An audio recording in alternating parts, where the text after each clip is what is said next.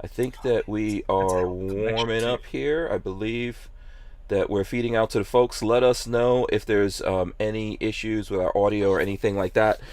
As I usually do, I want to remind everyone to go to hankstrange.com, sign up for our email list there. Lola has Lola's deals, as well as you can, under the Strangerholics tab, find all the alternate places that we're on. We're like heavily suppressed by YouTube here. I mean, it's not even a joke these days. So if you want to find out the alternative places, you can find that on the website. There's some places that we're going to add. I did sign up for Rumble a while back. I just need to start doing something with that because I've heard that you can go live with those guys.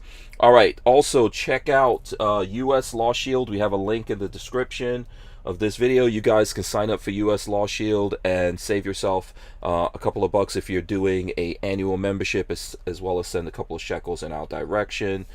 If you know, if you're going to carry, if you're going to protect yourself, you want to have some protection for when you have to use your protection. I guess that's the best way to put that. Okay, big shout out to Harry's Holsters as well for sponsoring the show here. And as usual, I'm going to change up things a little bit here, right? Because I usually read like a movie quote or something like that, or come up with some ridiculous accolade about the Who Moved My Freedom podcast. You guys already know that we're the number one freedom podcast. I mean, this is going to be episode 784, so you know we're the most awesome.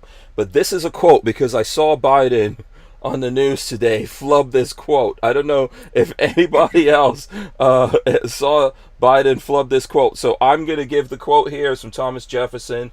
It's the quote about the tree of liberty. And what country can preserve its liberties if their rulers are not warned from time to time that their people preserve the spirit of resistance? Let them take arms. The remedy is to set them right as to facts, pardon and pacify them. What signify a few lives lost in a century or two? The tree of liberty must be refreshed from time to time with the blood of patriots and tyrants. It's nature's course. Wait. Did he try to use that quote? Yes. Wow. Yes, Does he he did. realize the full scope of that No. quote? So we'll get into this. Okay, let me smash the open. Let me get into it. I want to get that out there. Let's get into this now. It's going to be a really fun show. Let's do this. Welcome back to the Hank Make Strange sure that you Situation. smash that subscribe Lifestyles of the button. Lock Hit and the Loaded. thumbs ups. Ring the bell, babyface. Where's your bell? I don't know. Who's got Wait, a wait, bell? wait, wait, wait. There he goes. He's got a bell. Good. You got to start with a bell. We are live. We've got a new guest. We've got a guest here, Tom of SecureIt Gun Storage. We do this thing called jazz hands, Tom. Everyone has to do it. Doesn't matter. I know you're a tough guy. Everybody's got to do the jazz hands. There you go. Okay, he's doing his version of jazz hand. Oh wait, what is this again? Oh wait, he's doing all kinds of different things. All right, we are live. I hope you guys have your big girl panties on. This is episode 784 of the Who Moved My Freedom podcast. I'm your host Hank Strange. My guest is Tom Kubniak. Did I say? I guarantee you I said it wrong already. Kubiniec. Kubiniec Kubiniec.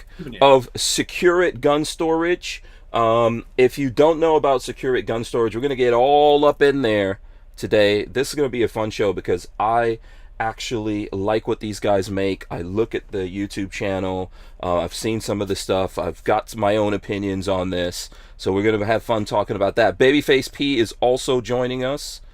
What's up, Patrick? How's it going? We're cool half of Weissen tonight. Half of Ison. Okay, all right, there you go. Tom, welcome to the And I have to say, this is how much I love this audience. Marley and I got invited to go to Dave and Buster's and have dinner and play half-off video games tonight. And I had already said yes to the podcast, so I couldn't read it and leave. Just a little bit of guilt trip.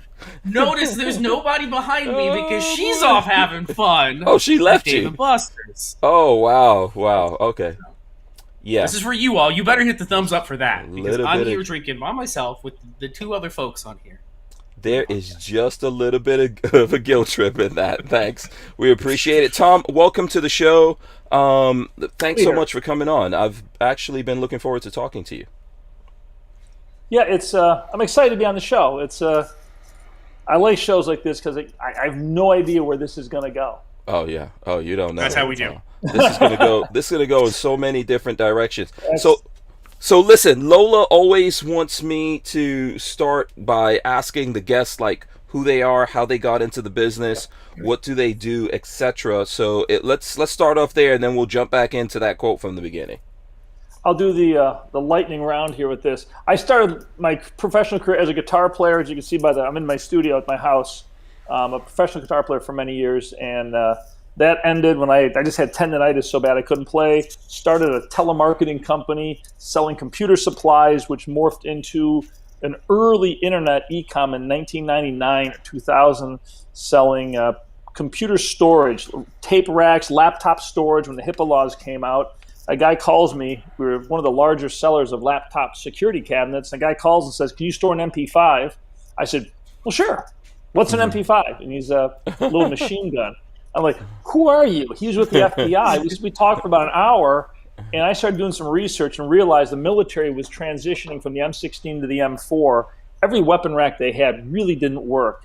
Armories were a mess. So we started getting into firearm or weapon storage in the military in 2002. And I worked with a Canadian firm to develop a couple of systems.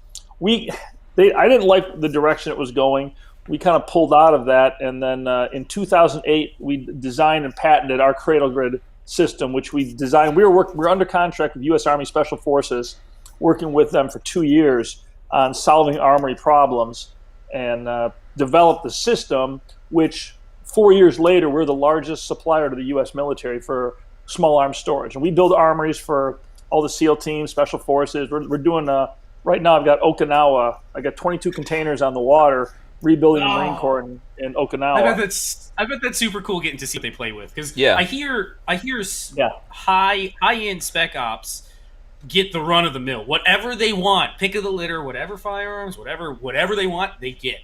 Yeah, so I bet their systems are cool as hell. I'm rolling in some stuff from the YouTube channel. Yep. You guys have got to check out the YouTube channel and the webpage. These guys, this is like, this is a legit company here. They're I'm sure you're supplying a lot of government agencies out there. Mm-hmm. Are you just do you focus mainly on military and law enforcement, or do you do a lot of civilian stuff as well? We're a defense contractor. I build armories all over the world. We recently did the Kuwait Army. We do projects everywhere. We got into retail about 4 years ago, almost 5 years ago. We had a lot of the SEAL guys. I was at a trade show in Virginia Beach area, and they kept coming up to us saying, "Make us something for a house. I want something for my house." And then we started looking at gun safes, how bad they were. So we went into retail. And as of now, retail is dramatically larger than our military side of the company. Inc. Magazine lists us as one of the fastest growing companies in America right now. Awesome. So we bring a whole different mindset. And our goal, my goal as the CEO of this company, as a guy driving this thing, is to change the way America thinks about firearm storage, because the gun safe industry is deadlocked in 1950s. 1960s or older, and they haven't changed, and they're not going to change. And I worked with a lot of these companies early on, figuring, let's license our technology to gun safe manufacturers. Let's work with these guys to make these things better. And it was a no-go. The gun industry being difficult to deal with? No. People don't understand the concept of real security. Most people out there, most gun owners out there, have never seen a real safe. And even me, I own a Liberty. I have a big Liberty, and it's good security, but it is. My family has a jewelry store down in Tampa with a plate steel safe. That's the front door is like that of plate steel. That is real security. What we have is Tom will cut into your. That's not real security anymore. No. We have a video. The plate steel stuff? Well, if you take a modern carbide saw blade and a circular saw, I've got a 1986 circular saw. We got a video. I took a Liberty Fat Boy Jr. I cut it in half in a minute, like minute 20 seconds. Those saw blades cut through. Yeah, they cut through half-inch rebar all day long on job sites. they'll go through plate steel, and it's not that slow. What the big safe, the real safes have though, is it's steel, 2 layers of steel with a cement composite in between, and that destroys the blades. And we built a true safe years ago. I'm showing right now. I'm showing the video of you cutting through this safe. I mean, look at that. Yeah. Yeah, I took that thing apart pretty quick. The fire rating. Here, let me just run that back again for you guys who didn't see that. That was like real easy to get into. People don't fully understand, and even I guess I don't fully understand real security. There's a big difference between your home wall safe and in the civilian in a home. Your best security is secrecy, because a thief given time is going to find stuff. However, we look at FBI crime data when we're doing this, and most break-ins occur during the daytime. Thief is in and out of the house in less than 9 minutes. And a thief breaks into a house, he's going master bathroom, looking for drugs, master bedroom, valuables, home office, den, then they're gone. That's what they're doing. Time is not their friend. They're in and out quick. So we look at storing guns where it makes sense. Master bedroom, 1 gun. Fast access safe under your bed, next to your bed. That's it. Kitchen, very secure room. Big kitchen pantry. Now, I've got a good-sized collection. In my kitchen pantry I've got an Agile cabinet that holds 6 rifles. One of those is an AR-15 with a 30-round mag ready to roll. Home defense, I'm in the kitchen. Somebody breaks in. My wife is not going to like this conversation because I'm already thinking about what can I do? What cabinets in our kitchen can I remove to put a really dope gun cabinet in? It's now, if you don't have a lot of room though, a handgun or a rifle in a small fast access safe in your kitchen, the closet next to your front door, front hall closet, thieves never look in there. It's full of coats. I've got a cabinet in there. I've got 8 rifles, one of which is a ready to roll AR-15. The rest are part of my closet. Lever action, have some vintage guns. In a den, I've got 1 gun, fast access. No more than that. Den is not a secure room. Guest bed. If you had an extra bedroom, guest bedroom, a bed made, a nightstand with a lamp on it, piece of generic art, and 1 chair, nothing else in the room. The closet in that room is secure. Thieves are running a house. Guest room. They're not going to waste any time. Yeah, crimes of opportunity is what these guys perform. They don't want to be in there long. Now, the other side of this, though, if a guy knows you're gone for a weekend and he's got time, if you got all your guns in 1 safe, he's going to crack that open. He's got everything. When you decentralize, we've got a lot of information on our site about decentralized storage, storing your guns in small modular cabinets all over your home. Well, okay, so a thief's in your house, let's say for 2 days, running through it, and he comes across a cabinet. He will get it open given time. Okay, he gets 6 of your guns. That sucks. Make sure you have insurance. But to the thief, he just won. And now the clock is really ticking for him. He's got something of value. Now he wants out. He's leaving. What he's not doing is stealing the rest of your 45 guns. I mean, if you've got a big gun collection. That's the idea, is when a thief finds something of value, they're gone. They're like, I got something, now I have something to lose, and they leave. Yeah, the idea is don't have it all in one place. Look, we're gonna get deep into this here in a second. Let me shout out Andrew here. Andrew gave us a couple of money. We appreciate that. Thanks to Andrew. He's got that cracks me up too. He's got no comment behind that.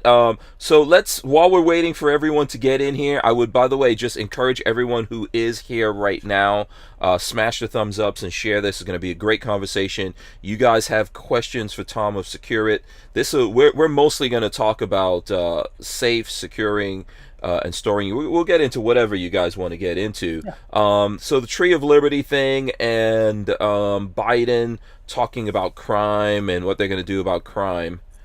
Yes, he did use the Tree of Liberty quote, and he says it's not fed by the blood of patriots. I'm gonna have to go watch that. Yeah. But before we move on, I had a serious question before we moved on. You mentioned that you guys did work out in Kuwait recently.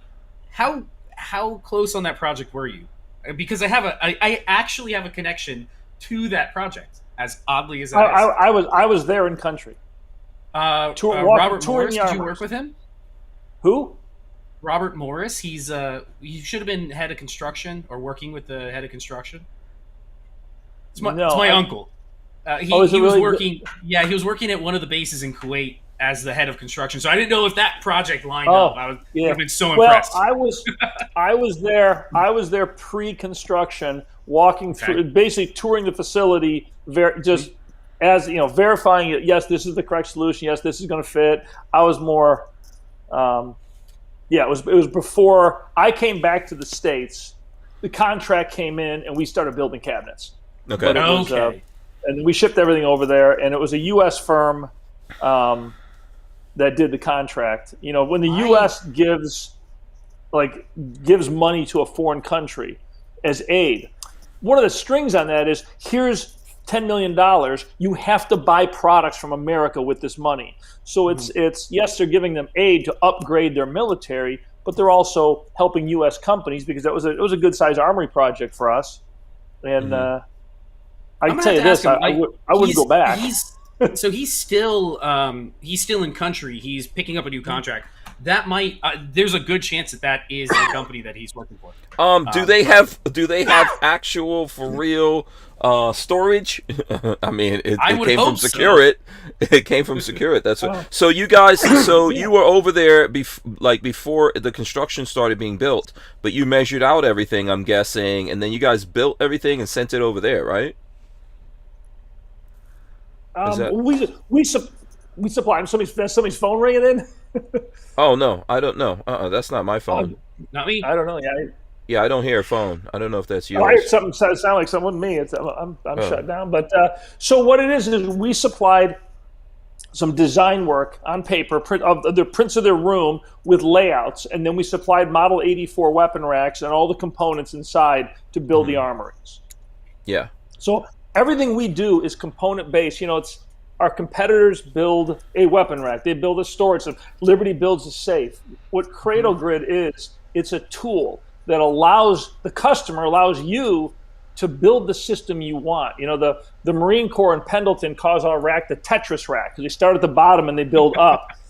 Third group in Fort Bragg, they call it the Lego rack, because it's a building block system, extremely flexible, and every single person that has a SecureIt cabinet or safe configures it in a unique way to fit their needs.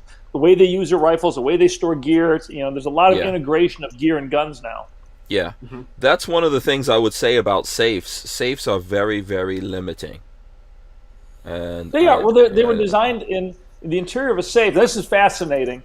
I got in a conversation with some gentleman a few weeks ago about this. And I was meeting with a safe manufacturer. Now, the corporate guys, they're all very corporate stiff, and you're getting all the, we're talking about business opportunities together, which for us went nowhere.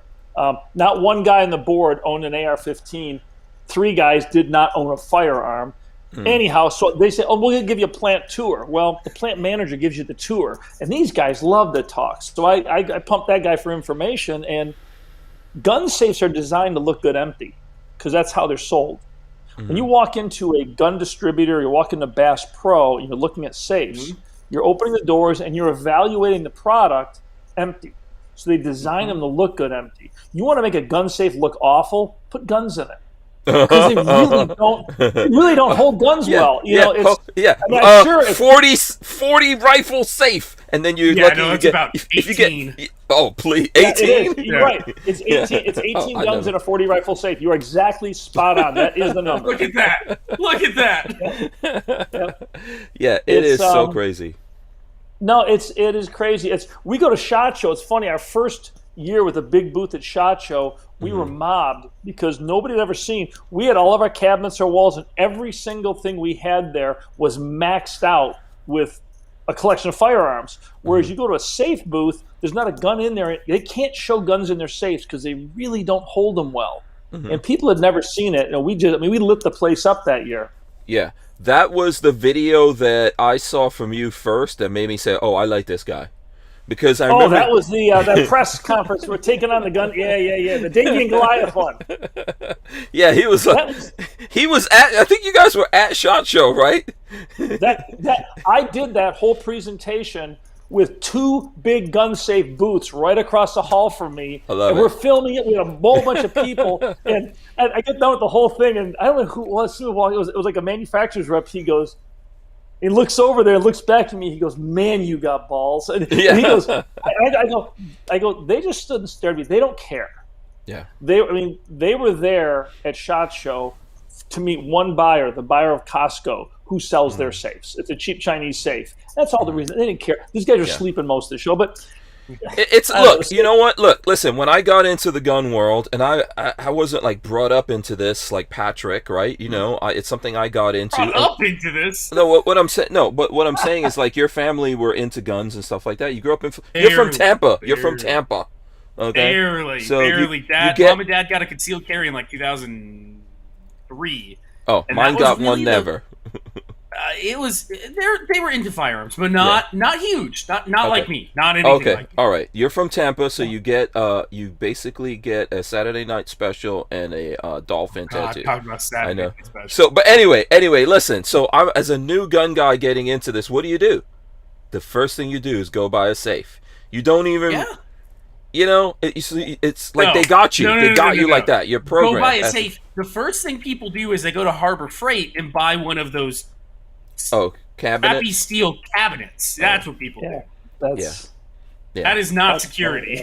Yeah. Someone gave. I didn't buy. I have a cabinet. Someone gave it to me. I did not buy that cabinet. Do not know that woman. You know. That's funny. So, but I keep like ammo in there, and that's what you do. You know, you buy a safe, and even like I'm an FFL, the ATF, they all think, oh, you're gonna have safes.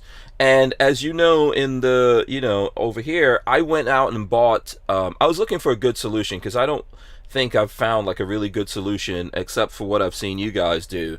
And so I went out and bought a bunch of lockers from like a old high school or something like that.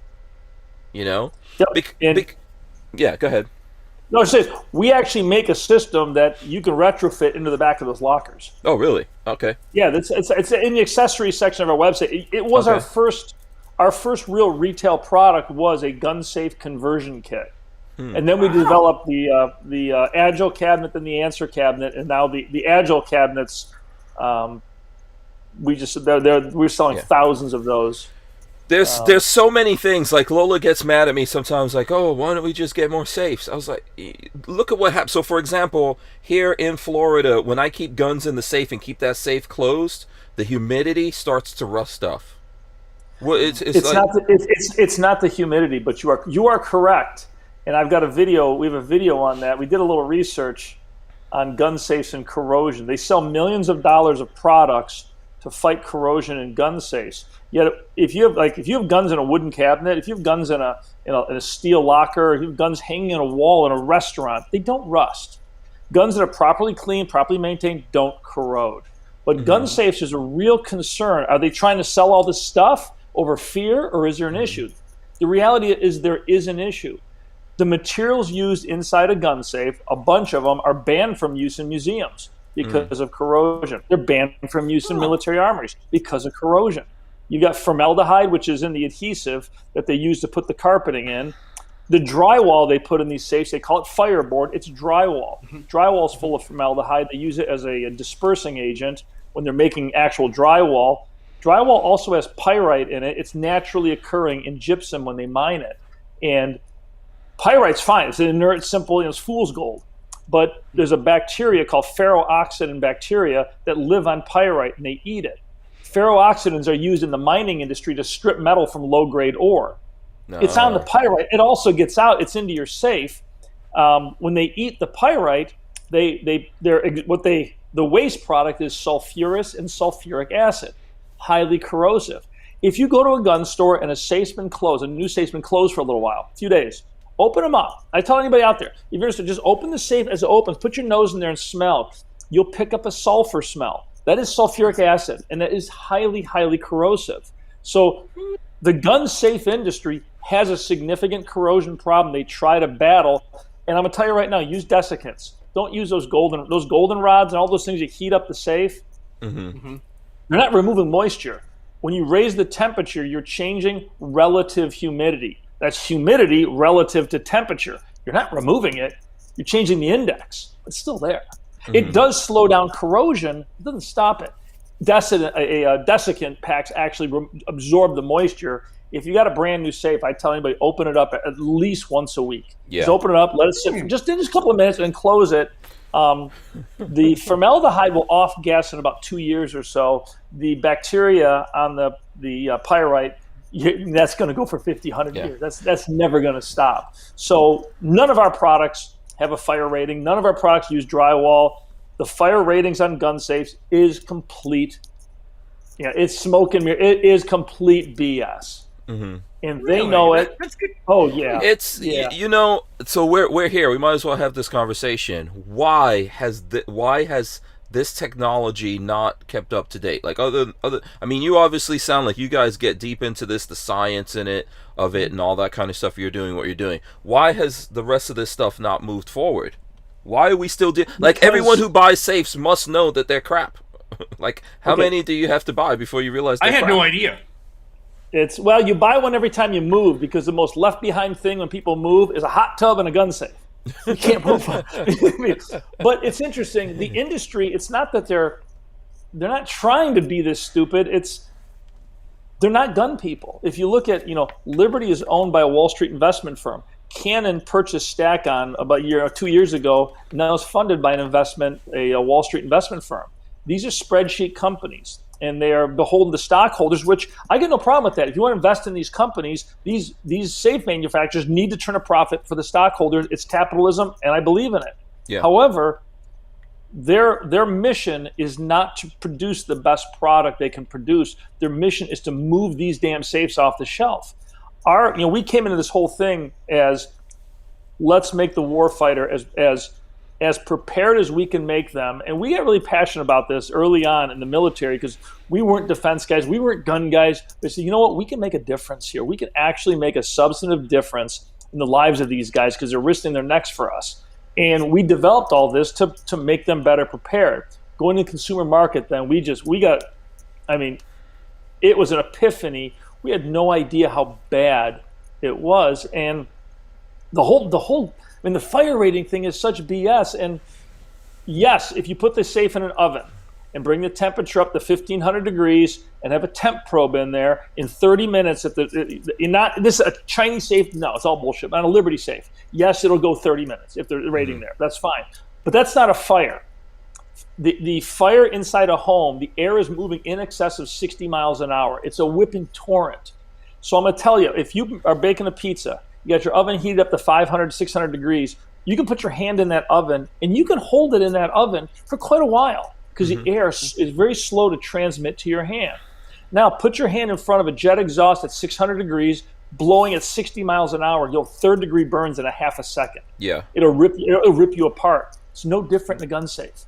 Yeah. And we're gonna set up to do a test. We recently purchased about 500 acres of incredible hunting land, and we're building a kind of a SecureIt preserve for the company. But we are going to set up a burn, and we're going to simulate a room, and we're going to cook off a safe and show people this is the reality. Now, the other side of it, though, is you don't need a fire rating.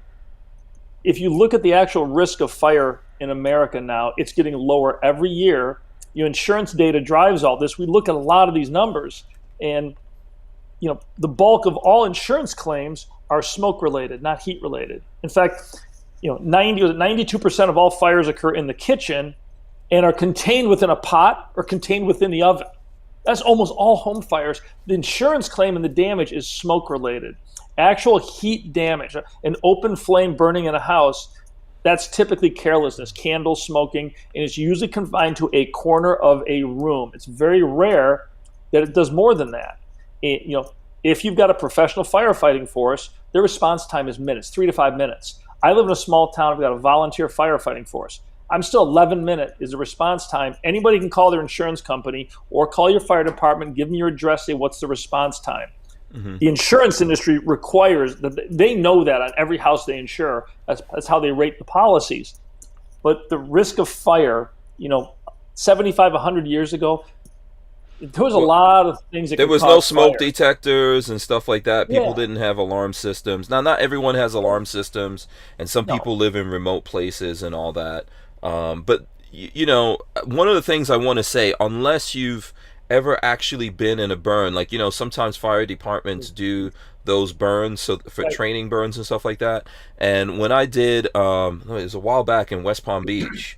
I actually went to one of those with the fire department, and they were like, "Yeah, we're gonna put you in a suit and put you in this thing." It was already on fire. I went up to the doorway just to see, and I was like, "No, thanks. I'm not even getting in that suit. I'll tell you what, and getting in that thing." That's It's getting into that real. kind of heat is scary. That's real scary stuff. Nobody wants to get burned. No, I don't believe anybody needs a fire rating. If you truly want fire protection, you live remote and you've got a decent gun collection, buy a Connex box used, or a Tricon. It's like a small shipping container. Bury it. Build yourself some stairs going down. Put it underground. If you anybody Googles up California wildfires gun safe, there's a ton of stories when they had those horrible fires about 3 years ago. There's no safes that survived. There were huge collections that were lost because the safes were all just toasted. Yeah. So can you imagine the guns in Cali too? Because and think about where those fires were. That's like the best real estate up there. The people with the serious money. Just think about those guns that were lost. Those celebrities. A lot of pretty high end stuff went up. But if people are really concerned, a Tricon, it's called, or a Quadcon. They're small. They look like shipping containers. They're small. The military uses them to move equipment and gear. But you can buy them used on the market. They're watertight. Yeah. And Patrick, let's go half-seas. Let's go half-seas on one. That sounds interesting, yeah. I'm telling you. You can't. I don't know if you could put one in your backyard, but we could work something out.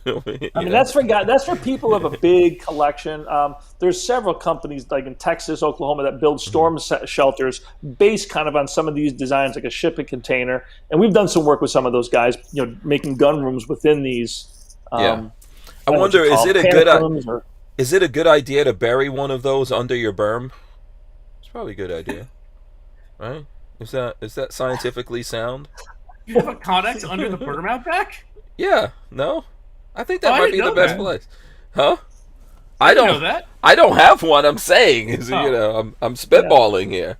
Is that a good idea? They're pretty darn strong. It's going to last if you give it a good corrosion epoxy paint. Heck yeah. Yeah, Matt Morrison. We got a bunch of comments here. If you guys have questions, Matt Morrison says, "Gunbroker has roasted guns for sale, stored in safes, but still burnt." Well, I bought a Python that way, so I can't say it's not true. Yeah. So let's see if folks have questions, we can definitely. Let's see. Someone was saying to you? Oh, I hope your house doesn't have. Where was it? I'm trying to find someone. I hope your house doesn't have drywall. Yeah, your house is open and ventilated, though. Houses are open and ventilated. It still exists, but it doesn't. A little bit of ventilation. We're not talking about a ton of sulfuric acid. We're talking about very minute. But in a gun safe that's sealed, and you close it up, and some people close a gun safe and they don't open it for a year or longer. Crazy to me. Have you guys ever seen a safe like that? Have you guys ever seen that? Have you seen what actually happened? What's that? Like, I actually, did I take pictures? I don't know if I could show the pictures. Oh, I cleaned a whole bunch of them because of it. Yeah. A friend of mine had a safe. Like, he has a property not far from here, and he left a bunch of guns and ammo and stuff. The ammo was fine. The guns, there's mold, all that kind of stuff all over those things, man. You had a problem. Yeah, no. What the stuff that happened to my stuff is nothing compared to my friend that safe is still there, looking like that. I don't know if I have pictures of that, or if I'm allowed to show it. I might not be allowed to show it. Oh God. There you go. Yeah, it's not. Look, Florida. First of all, the sun will kill everything, but you've got to have real temperature-controlled rooms, all kinds of stuff here to keep things. Everything lives here, man. It's like Jurassic Park. We're living in Jurassic Park, right? Yeah, it's if you clean and oil a gun properly and then maintain it, meaning even in storage, pull it out, wipe it down, re-oil it every 4 to 6 months. They're gonna be fine. It's. For the most part, you can rehab people everything. buy guns for a reason, and then they forget about why they bought it, and it sits in a cabinet, sits in a safe, and all of a sudden 8 years goes by. Yeah. And they forget where it is. They forget where the ammo is. And we talk to the people that fall into that trap all the time. Vanessa Kitty says, how about the insulation used on space shuttle bottom? Can we put that in between the metal sides? Okay, as long as can you afford it? Yeah, there you go. I don't know. It's more expensive than the guns. We actually we called it the True Safe, and we made a safe copying the original patented design of Silas Herring. It was patented back in 1865. It was a double-walled safe, steel inner, steel outer, and the gap a couple 2-3 inches filled with a cement composite. It was an 8-gun safe. It weighs 1,400 pounds. It was so heavy that it was outside the scope of our logistic capabilities to actually move it and deal with it. So we OEM it to a company called Safe and Vault. They actually sell it on their website. But that is a true safe, and we ran a test on it. We cooked it, and went an hour 10 minutes in our test, and hour 15, something like that. And we don't put a sticker on it. We don't include a fire rating. We include a printout of the data of what actually happened. But again, it's a huge, heavy safe. Requires special equipment. You can't take it down wooden stairs. You'd crash your upstairs floor joist if you try to put it on there. Absolutely, but we made it to prove a point that if you actually want a true safe, this is it. I don't think anybody needs it. I would never use one.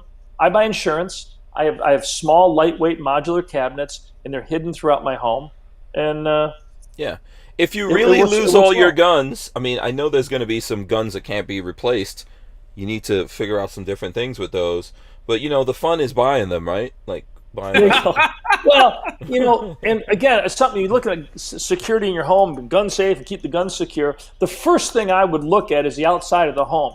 Is it lit? Do you have a motion sensor light? Are all the bushes and shrubberies away from the front of the house? Remember, it's the same thing. Like there's a lion and there's 5 guys. You ain't got to be the fastest. Just don't be the slowest. And just you want that thief just to look at the house and say, you know what, the one next door looks a lot easier. That's all. I mean, deterrence. People don't think about deterrence as it's a big deal. It is. A couple of cameras, a couple of cameras mounted outside a house. I mean, even if they're fake, those fake. I mean, still anything. Motion sensor lights are great. If somebody's walking up to your house, all of a sudden they're lit up. They're going to walk away for the most part. Yeah. It's. How expensive is it to get to get your alarm system and everything tied in to like ADT and those kinds of things? I don't know. I don't have an alarm system like that here. I live in a small little town that's I'm not sure there's even a security company around here, but it's a pretty secure area, and I mean, my neighbors would open up on anybody that broke into my house. So it's. So do you want to tell the folks where you are? You're in New York, right? A little behind enemy lines. Yeah, we are. As people tell me, one of these days I got to move to America. But yeah, our office, our corporate office is located in Syracuse. I live outside, south in the mountains and the hills. I like to be out in the country. The company now, though, post-COVID, we run remote. We went remote when COVID started, and the company ran so much better remote.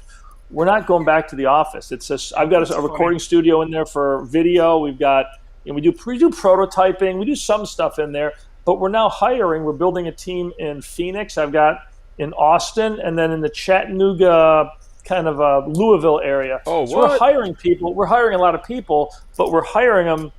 We just actually picked up a product development engineer. He's in Indianapolis, but being remote allows me to pull from talent all over the country. What happened to Florida, man? What happened to Florida? I mean, seriously. Well, I don't mean what happened to Florida, man. I mean, we all know. The guy who applied had these huge glasses and a big funny hat. We just didn't hire him. Do we have probably someone we know. No. There you go. Yeah. Now, where in Florida, you guys?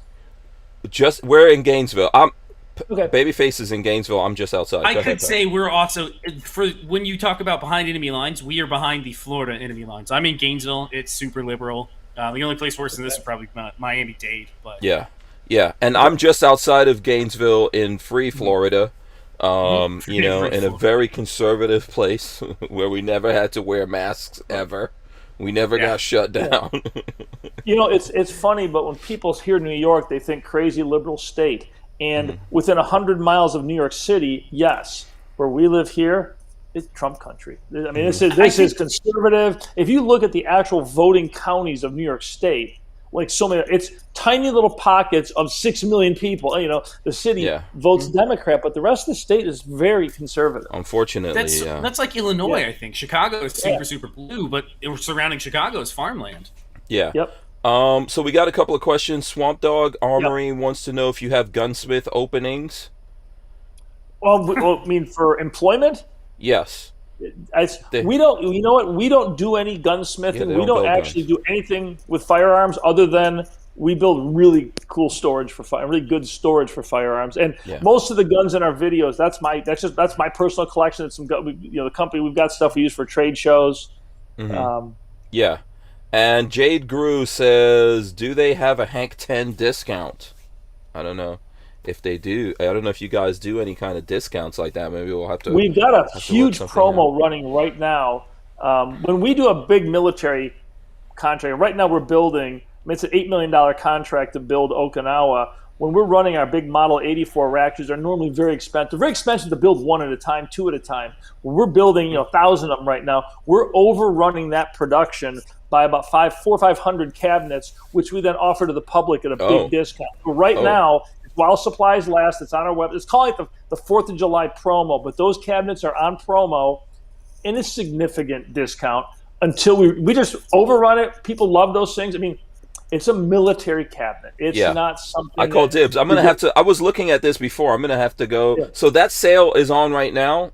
Yeah, if you go right to our website, there's our 4th of July promo right now, and I didn't think about it. I mean, we didn't do a promo code for this show, but we've done them in the past. Yeah, we'll work that. I'm not trying to put any pressure on you. I know the folks out there we do stuff like that all the time.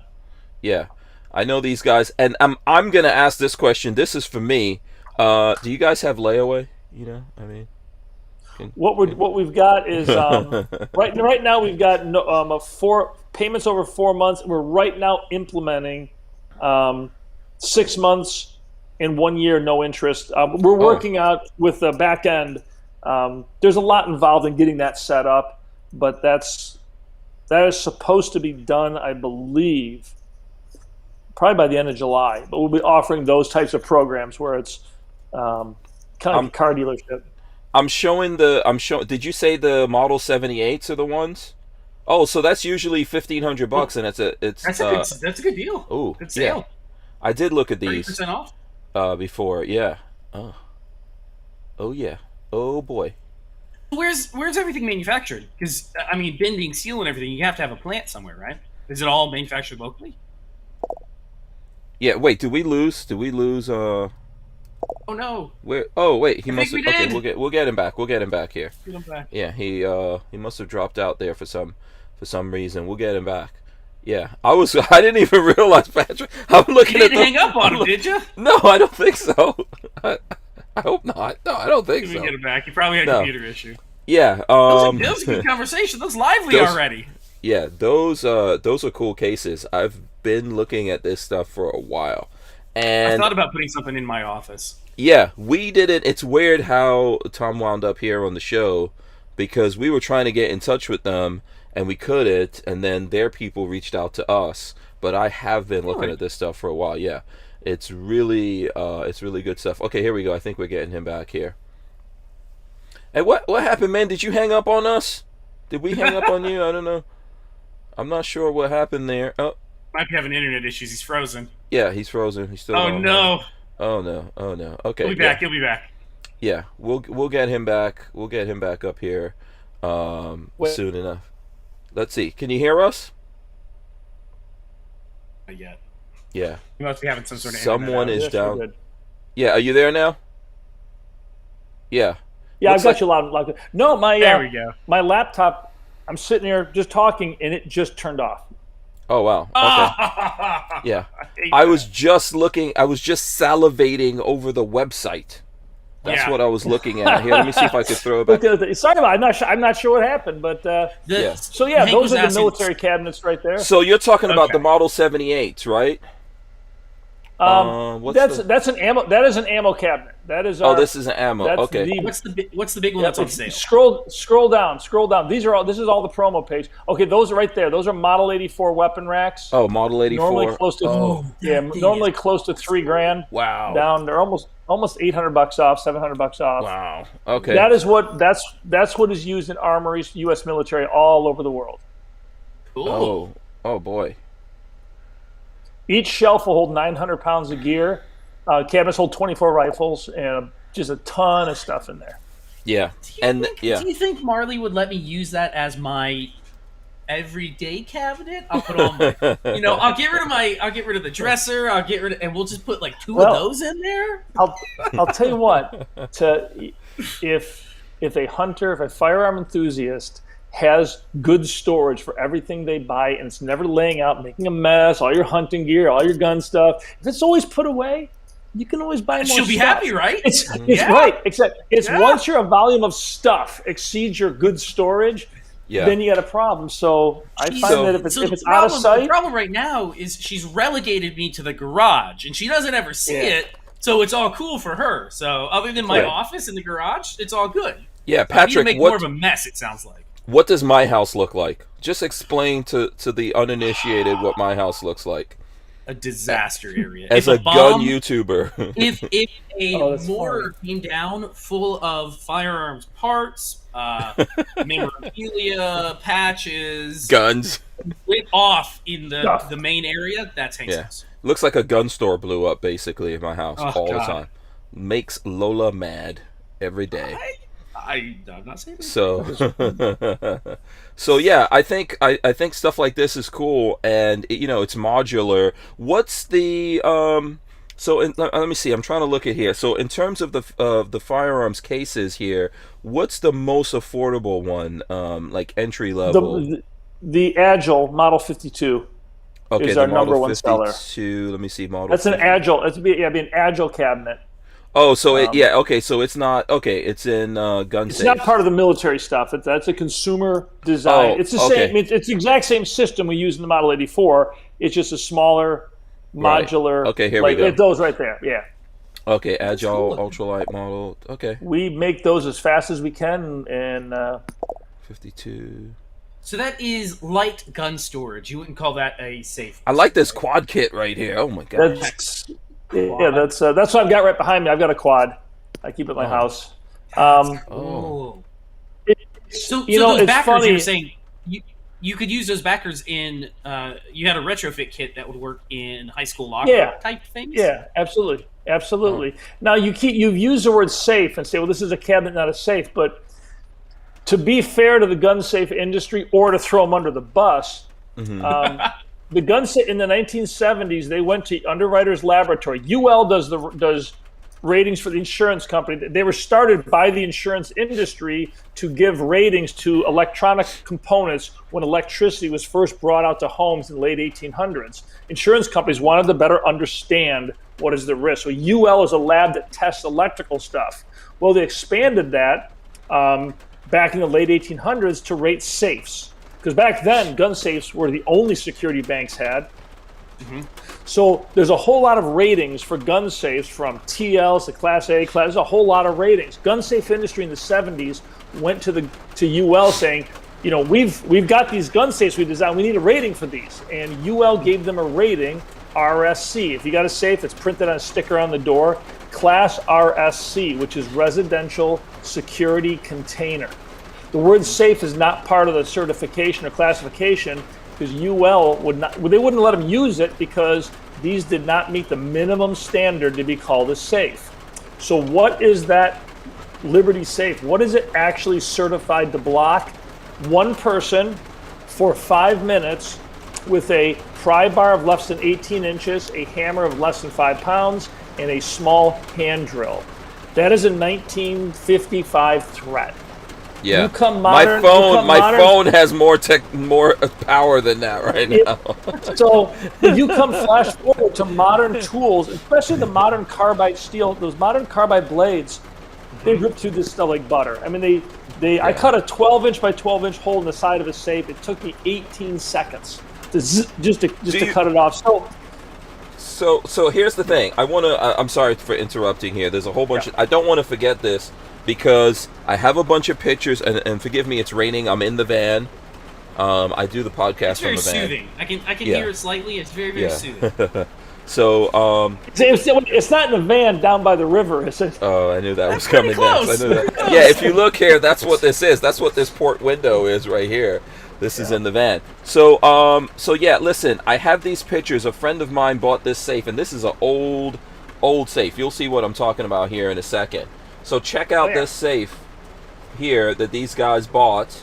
I mean, this thing is ridiculously old and heavy.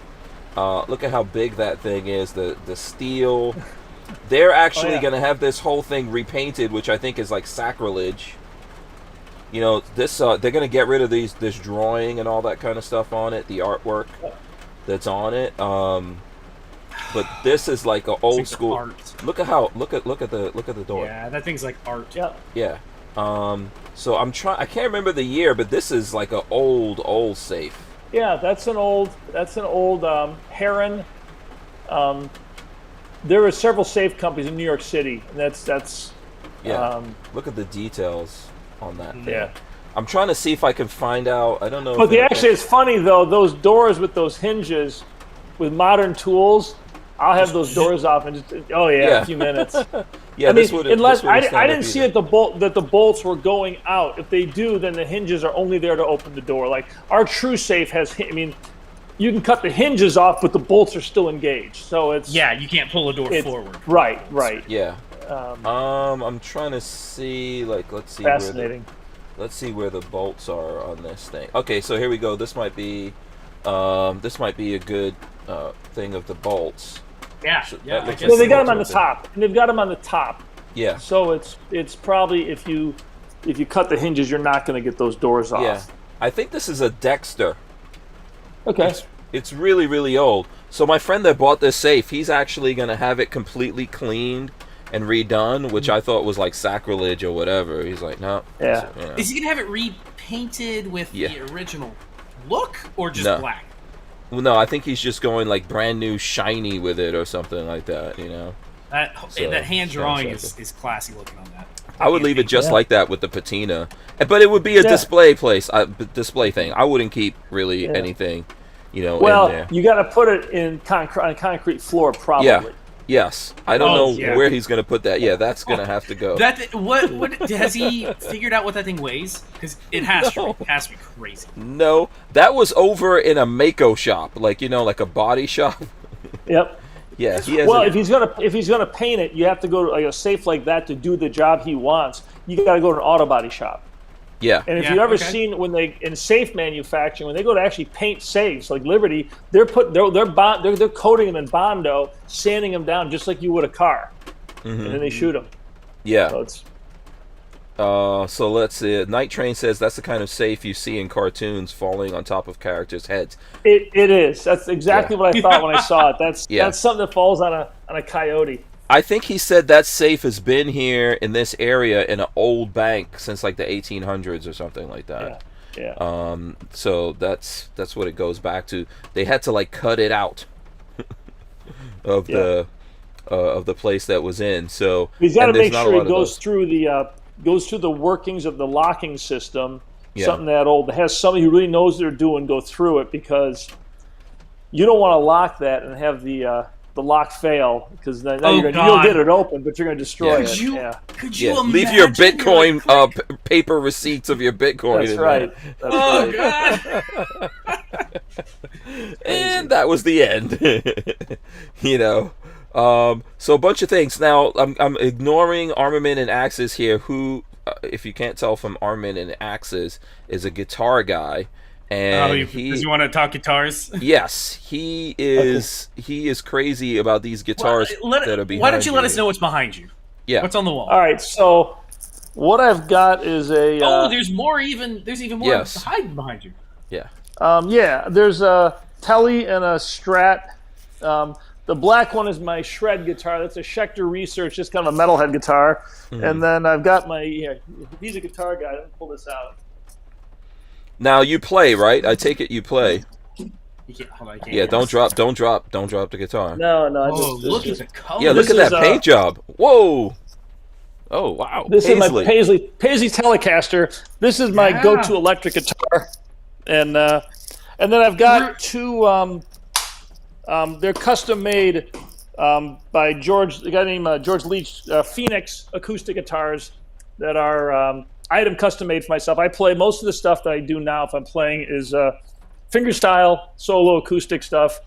I don't do much of that anymore, but were you back in another life? Were you like a touring artist? Like how'd you make your money off of playing guitar?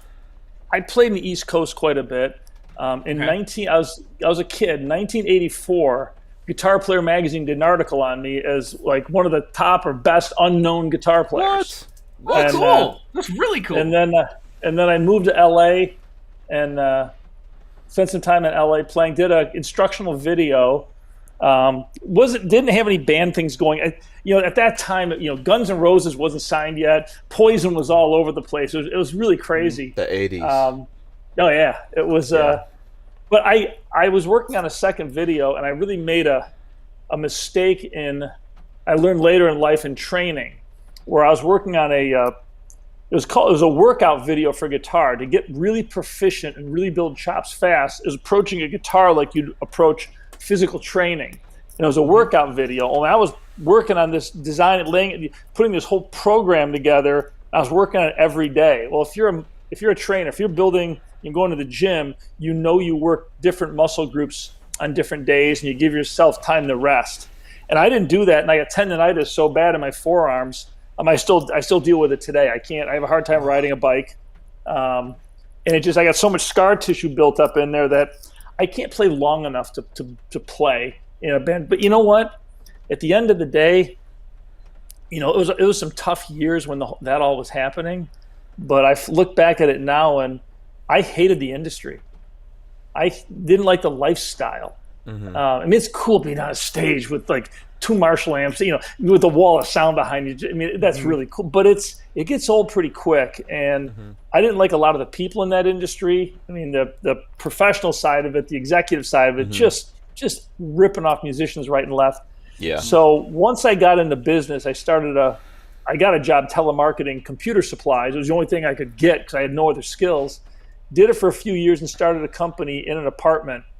My office was a little cardboard box, and every morning, get the box out. There's leads and start making phone calls, selling stuff, and we built that company. I had two partners and built up to about 20 people. Sold to a partner, went off on my own, and I was much happier.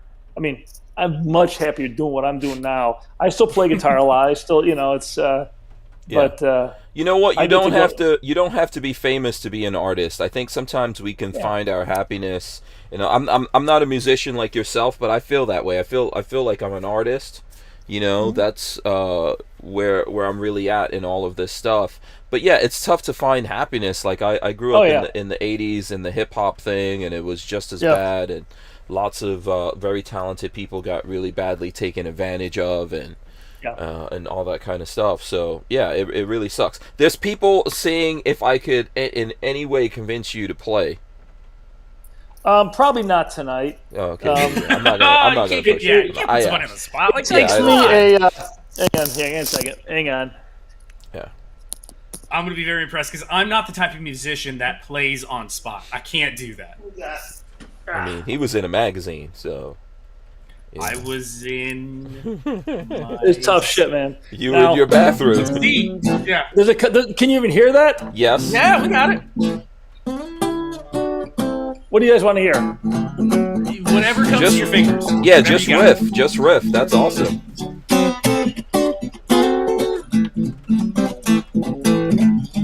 I could see myself sitting at a bar one night drinking beer while you play in the background. I would love it. Yeah. If you decide to run away from New York to Florida, man, we can get you a gig in multiple bars.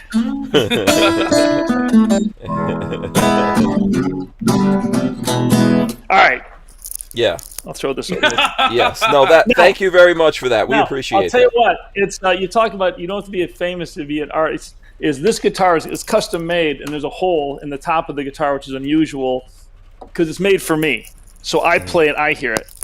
It's that's cool. Oh, that's okay. really cool. Yeah, I've never seen that before. I mean, that's what it's for. If it's your personal play guitar, you want to hear it. If you people don't smash those thumbs ups now for the live music you just got, you bastards out there, I will reach through and wring your necks.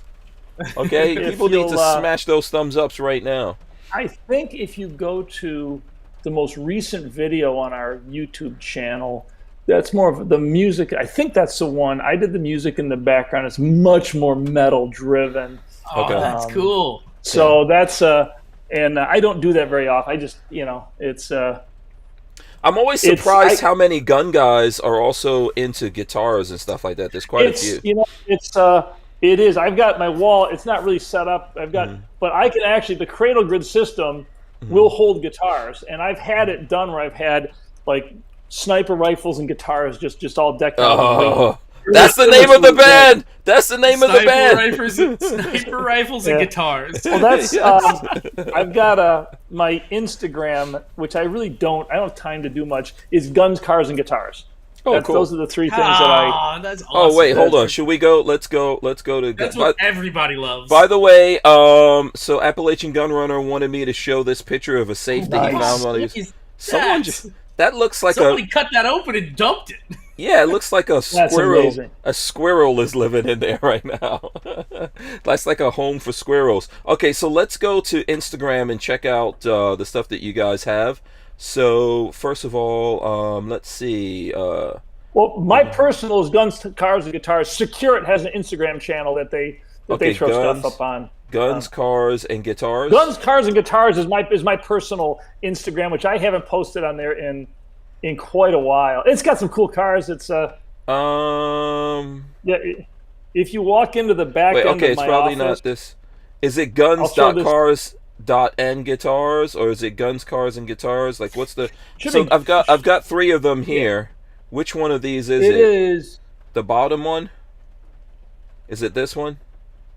No, it's not that one. Is it this one? Why is it my? It's funny. No, that's not. Somebody's copying me. Holy shit! Hang on. Let me pull up my Instagram. Find out. Yeah. So you laid a smackdown on somebody. That's right. Let's see. I'm gonna look under accounts. No, those are the only 3 that I see that come up: guns, cars, and guitars. Is there an underscore? It's all one word. Guns. Oh, guns, cars, guitars. There's no. And. Guns, cars, guitars. Okay, there's no and. Guns, cars. Now I gotta spell it right. Guitars. Well, I got my Saber. I got a picture. Oh, right there. It's followed by SecureIt. So that's it. There you go. That's right it. There. I'm gonna follow you. There you go. I recommend everyone go out there. Let's see what kind of stuff you got going on here. Hunting in the woods. That's me last deer season with the AR-10. Oh, nice. That's sweet. Did you paint this yourself? No, that was that's one of our dealers, Axe Tactical. They build all the tactical rifles for the New York State, a lot of the SWAT teams, and we did a kind of a barter, and they built that rifle with the custom paint. Oh, that's cool. Look, this looks great right here too. Yeah, I got the guitar gun in there. Yeah, is that what that is? Oh man, look at that! Oh wow, that's badass right there. Yeah, I like that. Okay, I see a Beetle, I see a Corvette, and is this a GTO? It's a Galaxy. Yeah, the Galaxy, unfortunately, is probably going to get parted out. We couldn't save that one. Oh, it's pretty rough. What year is it? That's a 67. The Vet is a 68. And that's my daily driver. That's what I drive in the summer. Yeah. And the Bug is my kids, my wife drive that. Yeah, when we were kids, my dad had a Beetle like that. You're speaking all the right languages right here. Hank is a total car nerd. So yeah. Well, here's I don't know if you throw this comes up on the camera. See if this works. This is my warehouse right now. Does that come up? Yeah. Go left a little bit. What is that right there? Is that a Fiat? No. That is a 1965 Sunbeam Tiger. Oh, a Tiger. We just got it. It's been fully restored.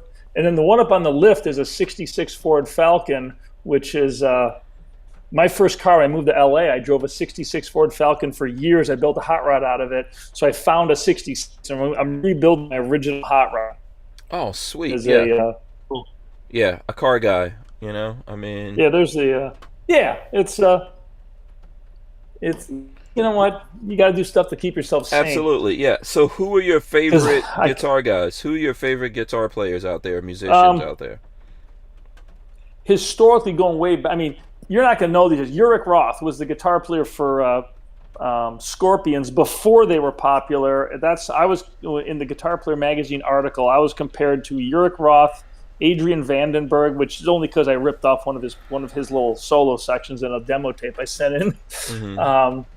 But I listen to such diverse music. Most of the stuff I listen to now is, I'll grab just 60s mixed rock, 70s. My kids all grew up. They're all born in the late 90s, early 2000. When they grew up on all the great, Stones, from Stones to Earth, Wind and Fire to just there's so much good music out there. Mm-hmm. I was a total metalhead back in the day. Priest, Maiden. The 80s. I played in the Judas Priest Iron Maiden cover band for a couple of years. I'll tell you what, man, it was fun. Yeah, it was. Who did Hotel California? Was it the Eagles? Eagles, yeah. Yeah, that was Eagles. That's one of my. I love that song. And that has some good guitar there's stuff so much. I was listening to Creedence Clearwater today driving home from my office, and now my youngest son, he's graduating high school this Saturday. His graduation. Wow. He listens to music from he goes from the 40s up until about late 80s. Is about his mix, but he does everything from Frank Sinatra up to and whenever we drive, he just handles the playlist, and he always has like the right music for the right setting, right scene. Yeah. I'm surprised at my kids' choice of music too. It's more eclectic than you would think. They're not like a lot of kids nowadays. And even the other day, when DMX, who was a hip hop guy that I was a big fan of, when he passed, and I was listening to DMX, and my younger son was like, "Oh, I love that song." I was like, "What? You guys are listening to old school?" Yeah. You got to remember, they're and I'm not too far off, but we're of the generation where music, any music, is at your fingertips. Second search away, You can listen to anything you want. Mm-hmm. Well, and it's what's lost is when I was a kid, you'd buy the album, and there was the hit. But the album quite often was written and recorded as a piece, like as a whole. Like the old Alice Cooper stuff. I mean, Welcome to My Nightmare is a story, the whole thing. I mean, Pink Floyd did that, and it was you'd listen to the whole album, and now it's all one song. It's like, guys, you're really kind of missing the point of this, Yeah. Remember when people used to like so let's say I remember in New York when a friend of mine went to California and came back and brought back NWA, and we'd never heard of it at that time in New York. We were like, what the hell is this? And then it just took off like fire. And you used to have those days where kids will travel around and they bring back a whole album, and you're sitting there listening to it. Now I don't know, man. I really... remember before the internet, it was radio only, and the radio didn't play metal. It didn't play it. So much music wasn't played on the radio.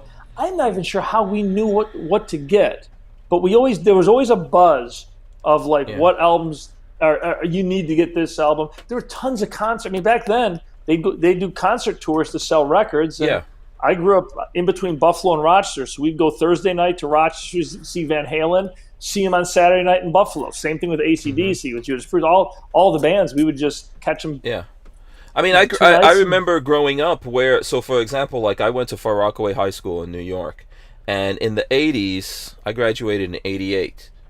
Everyone was into everything. So some people, I was more into hip hop, having just come to America, and this was a thing. But I grew up in reggae and calypso and all that, and there was all kinds of music, and people introduced you to everything.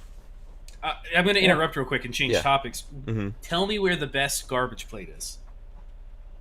The came from Rochester. Where's the best garbage plate?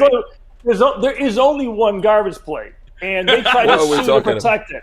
You're talking about Nick Tahoe's. Hank was from the New York area. He doesn't know what a garbage plate. I worked with a guy from Rochester, so I know all about it. Wait, what is this? Explain this to me. Nick Tahoe's is a restaurant. There's two of them, actually, in Rochester. They had a meal called a garbage plate. And I'd be playing at the Penny Arcade, one of the bars there. You get done, you have kind of packaged. So it's 3 a.m.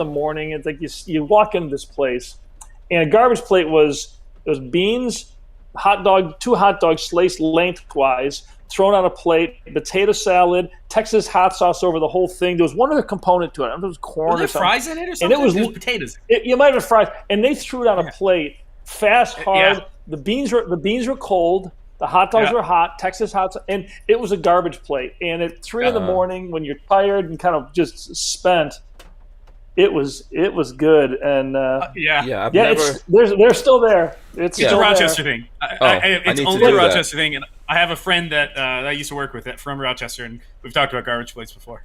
Oh, okay. It was a tough place for quite a few years. They had a big mix of people in there. The guys that worked there just looked like guys that would just flat out kill you if you got out of line.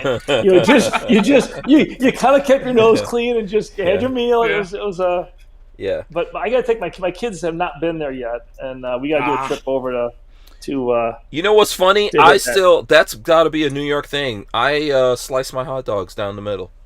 That's how they're supposed to be sliced. You also eat pizza without cheese on it, so you are correct. It is. And they used to cook them faster, lengthwise on a grill, fold them down. Oh, okay. Yeah. Yes, you can eat the cheese off the pizza first. That's what you're supposed to do. That's weird. You're not eating real pizza if you can't pick the cheese off of that thing and eat it. I don't That's get not it. a pizza. I'll never get it. It's not a pizza. You're not eating a pizza. You're eating a slice of bread with a cheese spread on it. If your pizza has brie on it, you're not getting real pizza. Yeah. I don't know about Rochester, but this is one of my pet peeves growing up in New York City. When I go someplace and they say they're like Italian, and I go, okay, so what's up with the Zeppelis? And they're like, what? What are you talking about, Zeppelis? They don't know what Zeppelis are. I don't know if you so if you don't know Zeppelis, they're basically Italian donuts. Okay? This must be a city thing. Yeah, it's like fried dough. The same dough from the pizza goes in fried, and then it has like powdered sugar on it. Zeppelis. Okay. What's the one from the French Quarter? It's the same thing as from French Quarter. Beignets. But it's like beignets, right? Yeah, it's like Louisiana beignets. Yeah, except it's better. But I guess pizza dough. It's pizza dough. It's of course better. It's better. It's from New York. Yeah, it's way better. Yeah. Now, did you grow up right in the city, or? Yeah, I grew up in Far Rockaway. So that's like, so that's Queens. I grew up in Queens, but I've lived in Brooklyn. I've lived in the Bronx. My son was my son graduated just this year from Fordham University in the Bronx. Okay, yeah, so he's did many trips there. Yeah, I lived in Castle Hill in the Bronx at one time. I've done some things. That's where Jenny from the block, that J-Lo's from that area. That's right. I miss New York sometimes, but honestly, when I go back to New York, the only thing I like about New York is the food. Yeah, I agree. I can't deal with stuff. I'm kind of done with the city. I've been there enough. I lived in LA for a long time. I like smaller towns. I like being outdoors in the wilderness much more than so you lived in LA, you live in New York State. What is it that you like so much about communism and socialism? When are you going to come to a free state, bro? I told my wife that. I said, at some point in my life, I want to live in a place where I actually have some level of agreement with what the government is doing. And it's the problem with both the states is if you take the 5 miles from the ocean and just get rid of that as a voting block, California's conservative. We actually sell more gun cabinets to California than any other state. Really? I think Texas is number 2. Yeah. And then the rest of our sales kind of follow gun ownership patterns. But yeah, it's crazy. I moved back to New York I had 3 little kids. And my wife has a huge family. I've got family here. We just wanted to raise our kids close to family. Yeah. And you make the sacrifice. I'll tell you what, I live in the Finger Lakes area. I live on a little lake called Cazenovia Lake. And in the summer, it's just gorgeous here. Yeah, have you guys ever thought of seceding from New York? Just leaving New York Our City little island. They have talked about cutting the state, cutting off New York and Westchester, around the city as a separate state. It'll never happen. It's been talked about a lot because the politics of New York City are driving the state. And I don't disagree with the politics of New York for New Yorkers, because one of the things I look at, we look at rural communities tend to be conservative, urban tend to be liberal. And my take on that is, if you live in a big city and the shit hits the fan and things are bad, only the government is big enough to come in and help. When you live in a rural community and something bad happens, only your neighbors are there. You have to rely on each other. Yeah, but you're good though. If it's not the end of the world, you're good. Yeah. Right, but I think that drives the voting, because the people in big cities want a strong government that does everything, because they don't know their neighbors. It's too transient. They don't trust their neighbors.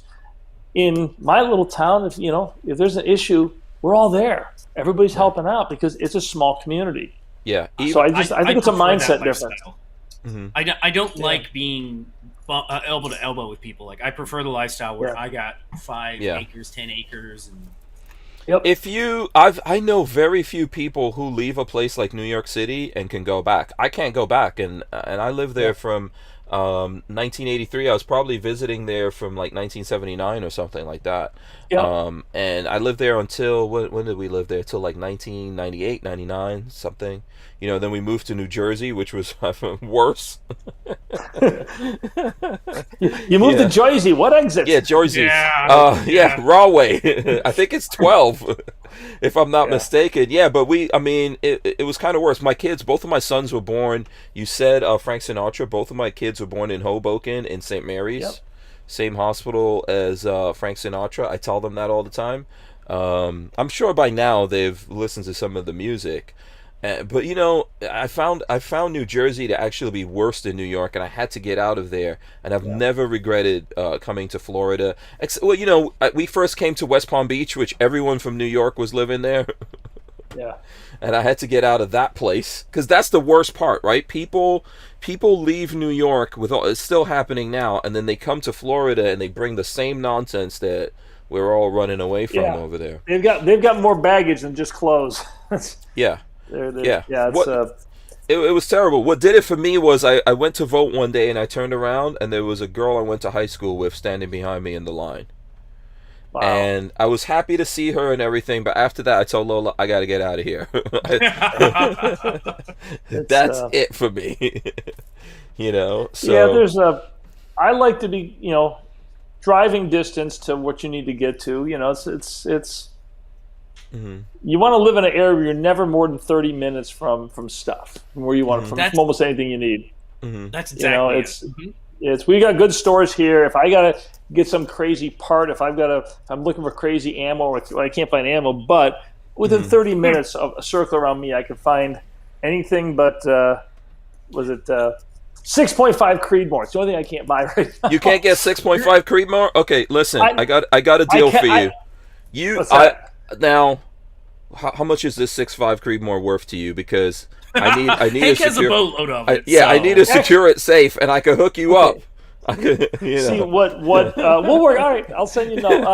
Actually, what? No, I'll send you some ammo, man. If I can use small rifle primers. I like to build on my precision rifles. I like to build my own ammo, and it's funny. I missed it. I wasn't paying attention, and I said, "Wow, ammo's gonna get really tight." And it didn't occur to me what's driving it. It was Nosler. It was the primers. Those are the things that were driving the ammo shortage. And I don't know what I was thinking. I'm just like, I'm not gonna worry about it because I'll just make my own anyhow.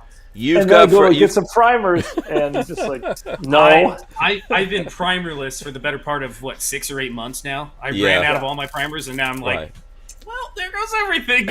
Right, and I think you guys just got in. You guys just got into reloading, right? Because I think I saw that on some video I was watching with you where you said you just because you got to. Yeah, I started reloading. Year and a half ago, 2 years ago maybe. But I'm not a master. I like the process. I love the precision of really dialing in precision rounds. And I like the long range shoot. I don't get out to shoot much, as much as I'd like to, and it's and that's on me. I need to stop sometimes and just. I mean, I love it's what hard. I do. It's hard. You go, and you don't really. Yeah. You realize after 6 months, you're like, I haven't just taken some time to go have fun. Yeah, And I can tell you, I do take time to have fun, but I'm just not going to the range. Well, when ammo's tight, it's hard to justify. That's a big thing. You know, I don't want to go to the range and shoot 20 rounds. I just don't want to do it. It's if I'm gonna go to the range, we're gonna do a range day, and we're gonna set some stuff up. We're gonna do from some training drills, some fun stuff.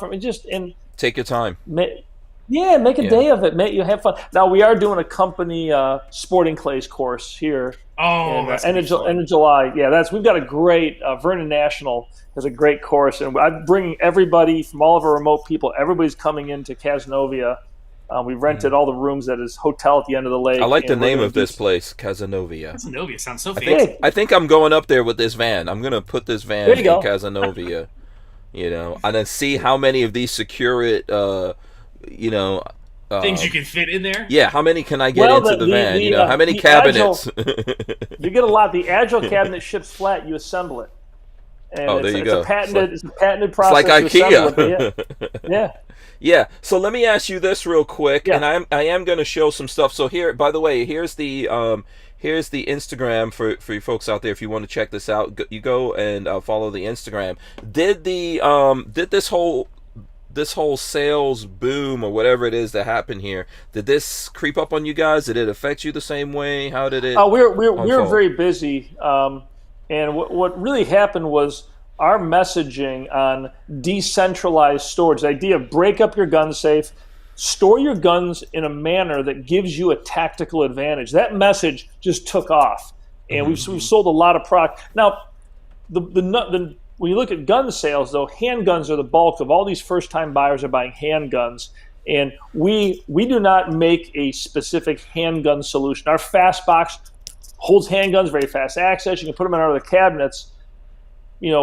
We were always of this mindset, we're not going to make a copy product. If we don't have something innovative and different, let's not. I'm not making something just because somebody with a spreadsheet says, Tom, you need a $279 product. You got a hole in your, there's all this bullshit that they pull out. However, we've developed a design for a new, innovative, very different way to store handguns. It's not radically different way to store them, but a more flexible way. I'm not going to go into a lot of details on it. We're hoping to launch it at SHOT. We ran into a snag. We wanted to launch it this year. In fact, we wanted to launch it in January, February, and there were some things we just didn't know how to do. And I made a mistake of developing the stuff we knew how to do. We developed a bunch of components, and the one piece that we weren't sure of, but we thought we could do it, we did that last. It ended up our hypothesis, our beliefs were all wrong. And so what we wanted to do was never going to work. So it's okay, what could work? Well, if you did this, now it works. But all the development work you just did, none of that's going to work with it. So we wasted a bunch of time. We learned a lot. And I was, I tell the people that work for me. Then it's not a loss, though. It's not a loss. Fail fast. I always tell them, fail fast, move fast, and learn fast. And I always tell everybody in my company, speed trumps accuracy in business. And the analogy, you're driving on the street going 60 miles an hour, and you come to a fork in the road. You're unsure, and you're driving. You don't stop and cause 50, a rear ender. Right. You drive, and then you evaluate. Maybe your GPS says you're going, whatever it is, you say, you know what, I think I'm going the wrong way, and you course correct and get back on track. But it's far better to do that than to stop. So I tell everybody that we move fast, fail fast, learn. And there's nothing wrong with failing as long as you can learn something. And, our company is very successful, but I guarantee I failed more than most people. I mean, we've screwed a lot of stuff up getting where we are. It takes that, though. You have to figure things out. Yeah. Well, the other piece is what I tell everybody, and people should teach kids this stuff, is, we went remote, and I got other business guys telling me, Tom, how do you know if they're working? You're paying these guys to work 8 hours a day. How do you know if they're only working 4? I said, I don't care. He looks at me and goes, I don't care. He goes, what do you mean you don't care? I said, I'm not paying him the work. I'm paying, and that's what, to sit in a chair for 8 hours and look at a screen. You're being paid to be there. That's different. But in our organization, and we're very good at tracking accountability, tracking how we get milestones, how things are getting done. And we went remote, and our productivity went up. So it's it's just a good thing. I think that's a very good thing that you said. Absolutely, it's the results that matter. Appalachian Gun Runner wants to know if the COVID material shortages have hurt you guys any. Price increases. Yeah. Okay. So let's see. You guys, we should be feeding through here a little bit better. Let's see if the guys can see me right now. Yeah, I can still see stuff popping in. I think we lost Patrick and Tom, but we'll probably get him back here real quick. Here we go. Yep. I got the guys joining back, so let's see. All right, sorry about that, guys. This looks way better. Oh, boy. There you go. Yeah, where did Patrick just go? Oh, okay, I think Patrick is going to try to dial back in again. Here we go. Yeah, my apologies for that. I don't know. For some reason, I burned through 15 gigabytes already, if you can believe that. Gotta stop looking at all the crazy stuff on the internet. Yeah, I'm not really sure. Stop using that internet. Yeah. Michael Avon says Hank needs an extension cord. So where did we leave off? We were talking about the pricing and whatnot. And technology. What we're doing so you said biometrics are not the answer in your opinion? No, they're horrible. I would never use a safe. If somebody's in your house and they're shooting at you, you need something that's never failed. Biometrics, the failure rate on biometrics is huge in that your finger has to be clean, dry. If you recently cut your finger, you've got a scar. I mean, there's so many things that make them not open, and it's just dumb. Now, our locking solutions right now are all push-button, simple solutions, but we look at home storage. You go to the range, you practice shooting, you practice being proficient with your firearms. Every night I go to bed, if you've got a fast box under your bed, for our instructions, first 30 days or 35 days, every night you go to bed, turn the lights off, reach down in the dark, do your combination by memory. You're building muscle memory. And then after 35 days or so, then do it about once a week, once every 2 weeks. So at that point, though, if somebody breaks in and there's gunfire in your home, things are going 0 to 60 like crazy, and it's just going nuts. You're still, because you've done it so much, calmly, coolly, you're going to open this up in 2.5 seconds or less. You're going to have a firearm behind your bed, pointed at the door, and that's how you got to. I mean, home defense storage access has to be part of a home defense training program, or else you're going to be one of those guys that is so proficient, but you never got to it. You didn't get to the gun in time. So let me ask you this, because I kind of know the answer to this. Do you still not believe in like home carrying? And by that I mean like actually carrying a firearm on you.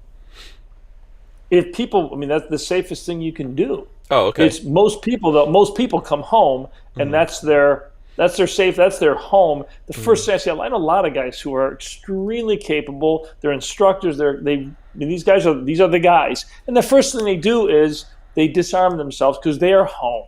And it's. I mean, the safest thing you can do is get up in the morning, put on a gun. I mean, but most people don't. And again, if I felt I had to, I'd probably think about living somewhere else. This is me personally. I mean, some people don't have the option. It's but I mean, I don't believe in like forcing people to do it. I think like I always carry. I've got something on me now. I have something lightweight. I can have it on with my sweats. I don't even really notice it. It's on my body. It's a lot easy. It's just faster to get back to than a safe or this stash point or whatever, and then I can control it. And I live out in the boonies, and I don't know. I would say I'm pretty safe here, but I still lock my door. And every now and then, someone will come knocking on that door that they jumped over my fence. It's happened a couple of times, and I'm like, wow, you must be crazy. Yeah. to jump over my fence or force my fence open and come here and bang on my door like you're the cops or something like that. And cops won't even do that around here where I live. Yeah. No, it's not for me personally. I'm an AR-15 home defense guy. That's the rifle that I keep those quick access. I'm proficient with it. It's I'm not a big handgun guy, and I just don't shoot a lot of them. I'm more comfortable. For me, a handgun you use to fight your way to your rifle, or as a backup if your rifle jams. True. But it's a magazine of certain caliber and size that maybe New York doesn't want me to have should be in the we got that bullshit here, but which I lost all mine in a fishing accident. Right. They all sunk. Yeah. Yeah. How is it for you guys? How is it for you guys upstate New York every time this nonsense comes in? I mean, it's just it's BS. And it was interesting though is the SAFE Act in New York State. I'm hoping that eventually it gets found to be unconstitutional, but it's designed to keep people from wanting to own a gun, just trying to curb gun ownership.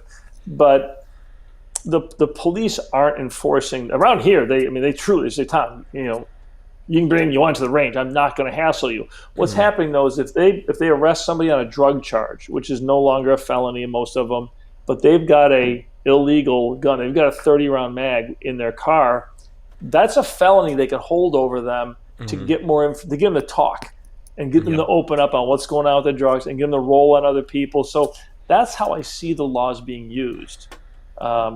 It's my hope that eventually this thing goes away because it just doesn't make a lot of sense. But there's a lot of weird things going on. Like I was listening to Biden, and then who's the Attorney General that was out there with him? I can't. Merrick Garland. Is that who that is? Like a little sniveling kind of guy. Attorney General. Yeah. Yeah. Glasses. Yeah, and they're saying that the problem here is these gun dealers. And then at the same time, they're saying it's only 5% of the dealers. And even Lola asked me this question, like, okay, so if the problem's the gun dealers and it's only 5% of the guys who are the problem, how come you don't know who they are and deal with it? If there's actually FFLs out there selling guns to bad guys. Absolutely, they could nail it. But it's interesting. I saw the news tonight, and I recently bought a TV. I haven't owned one for 15 years. I just never watched TV. I was at my mom's house, and she had the TV on. And the news story though is, they admit Biden's trying to come up with a solution because gun violence is seeing a steep rise, and that's bullshit. It's not. It's violence is seeing a steep rise. Assaults are. Everything is up. Are gun violence up? Yes, it's up. But there's other forms of violence that have risen a lot more than gun violence. Larceny, petty. There's what's going on in these cities is not gun violence. It's violence and it's crime and it's going through the roof. But this whole thing is being not driven coming by from narrative. anyone. No one driving this. The problem that we're seeing gives a damn about any laws that are made. These are not law-abiding their people goal is doing this. Right. The goal of doing this whole narrative, and it sure looks like the media is working with the current administration to drive these points, is that we have a gun problem in America that will be solved by laws that limit people's rights to own guns. But I think they've shot themselves in the foot because last year when Minneapolis and Portland, the cities were on fire and the local governments were saying defund police, you had a lot of liberals. They grew up with this idea that only the government, only police should have guns. That's the safest way. Well, they looked out their condo windows and saw the streets in riots, and the police, they're talking about getting rid of the police, and for the first time in their lives, they're like, you know what? It's on me. If these guys come up the stairs right now, up to my condo on the second floor, I've got nothing. And when you look at all the gun buying that went on last year, Delaware had the steepest growth rate of gun buying. I looked at that. That may have changed now, but that's the state with the lowest gun ownership in the country. They had the biggest rise. So you've got non-gun owners, anti-gun people out there buying their first guns, and some of them were shocked that they lived in states or cities where they had to wait Yeah. weeks to get there. And like the that riots was the going big on thing. now. Yeah. It was. So I think that a lot of the administration, the politicians are still beating that drum, but I think a lot of former anti-gun liberals, they're still liberals, they're still nuts, but I think that they like having their firearm. It's a losing battle. It is not. It is. It's It not is. something that they're winning at the moment, especially after last And- summer with everything going on. Yeah. Yeah, and Yeah, the if you- data, If I you think look- the data doesn't support it. Yeah, if- absolutely. If you look at Delaware, like my brother lives in Delaware, do you know to have a CCW in Delaware, you have to publish it in the newspaper so that your neighbors can see that you plan to have a CCW or concealed weapons permit? Yeah. I mean, that's the kind of craziness that's going on in Delaware, and you can have guns there and stuff like that. And there are a lot of people who leave New York and go to Delaware so that they can have guns. But yeah, most people didn't understand this until they started showing up at the gun stores and going, "Wait a second, you're telling me I have to do a background check?" I thought I could just buy it on the internet. Yeah. The information, the misinformation is bad. The actual, I've spoken on this, I've written on it, on the statistics of actual gun violence does not support the position of the far left. It just doesn't. And at the end of the day, normally, I think the data wins. I think America is at a point now where the people that just want to be left alone, liberals have pissed them off now. They're starting to get involved, and there's a huge population within this country that just wants to be left. They just want to live their lives, and now they're getting so much stuff jammed down their throats that they're starting to stand up and say, "You know what? This is crap." Well, they're going too far, right? What's this? What is it? Critical race theory is pissing off a lot of people right now. Yep. including black people. I read through what that was all about, and I look at it, and it is critical race theory. The actual what it is in my opinion, it's the epitome of racism. They're telling African Americans, look, you can't make it here because of us. It's on us, but don't worry, we'll change because we're white people. We're going to change so that you can be okay. Is that not slavery? Is that not? You're saying that it's up to us and we'll take care of it. You're our pets. Crazy. You're our pets. I'm gonna tell you how crazy critical race theory is in a nutshell. To me, it's as batshit crazy as Kwanzaa. Okay, I've lived in Nigeria, in West Africa. My wife is from Ghana. Okay, also African country. She has no idea what Kwanzaa is. It's just some made up bullshit. Okay. Yep. And critical race theory is the same damn thing. It is. It was come up part of the was it deconstructionism, that the whole of tearing down. It's tearing down society so you can rebuild it in the the correct way, where the ruling elite who knows better will take care of everybody. That's the thing that gets to me. I remember looking. I think it was Django that Quentin Tarantino did, and it's where I stopped being able to watch Quentin Tarantino movies. In there, Django was a slave, and this white dude in there believes that he freed him, so he's responsible for him, and that just made my brain explode. But it's what a lot of people think. We freed you, so now we feel responsible for you. No, every man is responsible for themselves. Every man has to get up every day and fight. A white man, black man, a woman, whatever you are, whatever you believe in, you have to get up every day and fight for freedom. And if you believe this bullshit these people are trying to shovel down your throats, they're enslaving you. That's what they're up to. Absolutely. Why don't they teach in history the story of Sarah Breedlove? You know who she is? Mm-hmm. Sarah Breedlove is she's the first female self-made millionaire in American history. She was an African American in the 1800s, at a time when there was institutional racism in this country, and she became the first self-made female millionaire. She became, if you could convert it to a modern dollars with inflation, she was probably a billionaire, hundreds of millions of dollars. She made hair care products. CJ Walker, the company still exists. Oh, hair Sarah care Breedlove. products Sarah Breedlove. Okay. Yeah. And she moved to New York, became a philanthropist, gave away millions, was an amazing lady. Oh, this and here's is cool. somebody who grew. Here's a role model for African American women.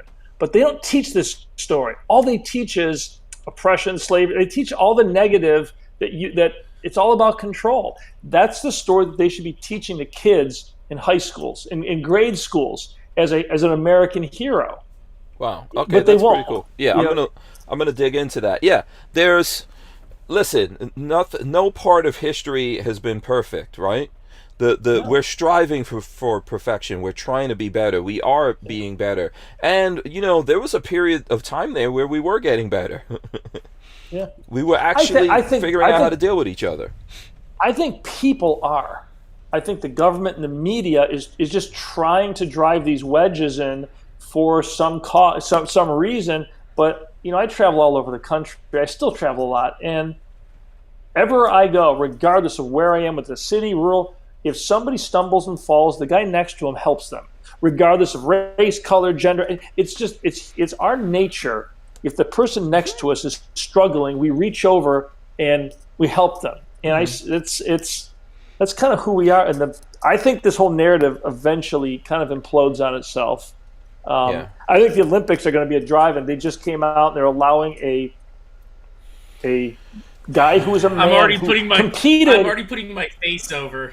Yeah. Yeah, he competed as a man in weightlifting, and now he identifies as a woman.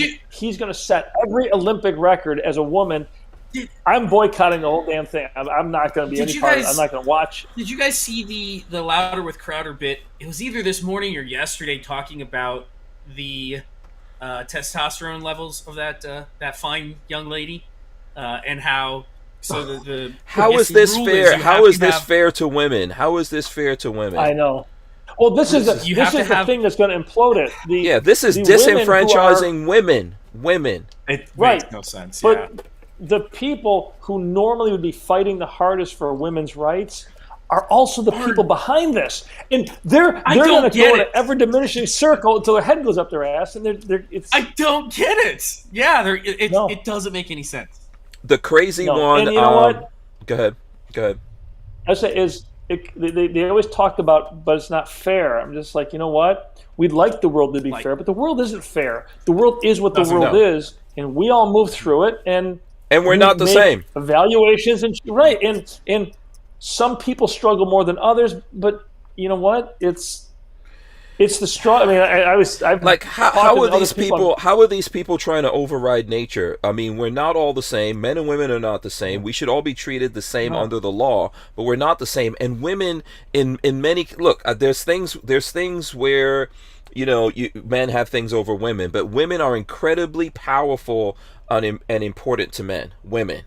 Absolutely. Everything is men driven. Are physically strong, or genetically, physically stronger. It's not making them better. They're just in weightlifting. They're gonna win. It's just it's stupid. It's crazy. The one that really the one that's really crazy to me is there's a woman that used to be a man, I guess, and that's on the BMX team or something like that, and her dream is to burn the American flag on the podium in the Olympics.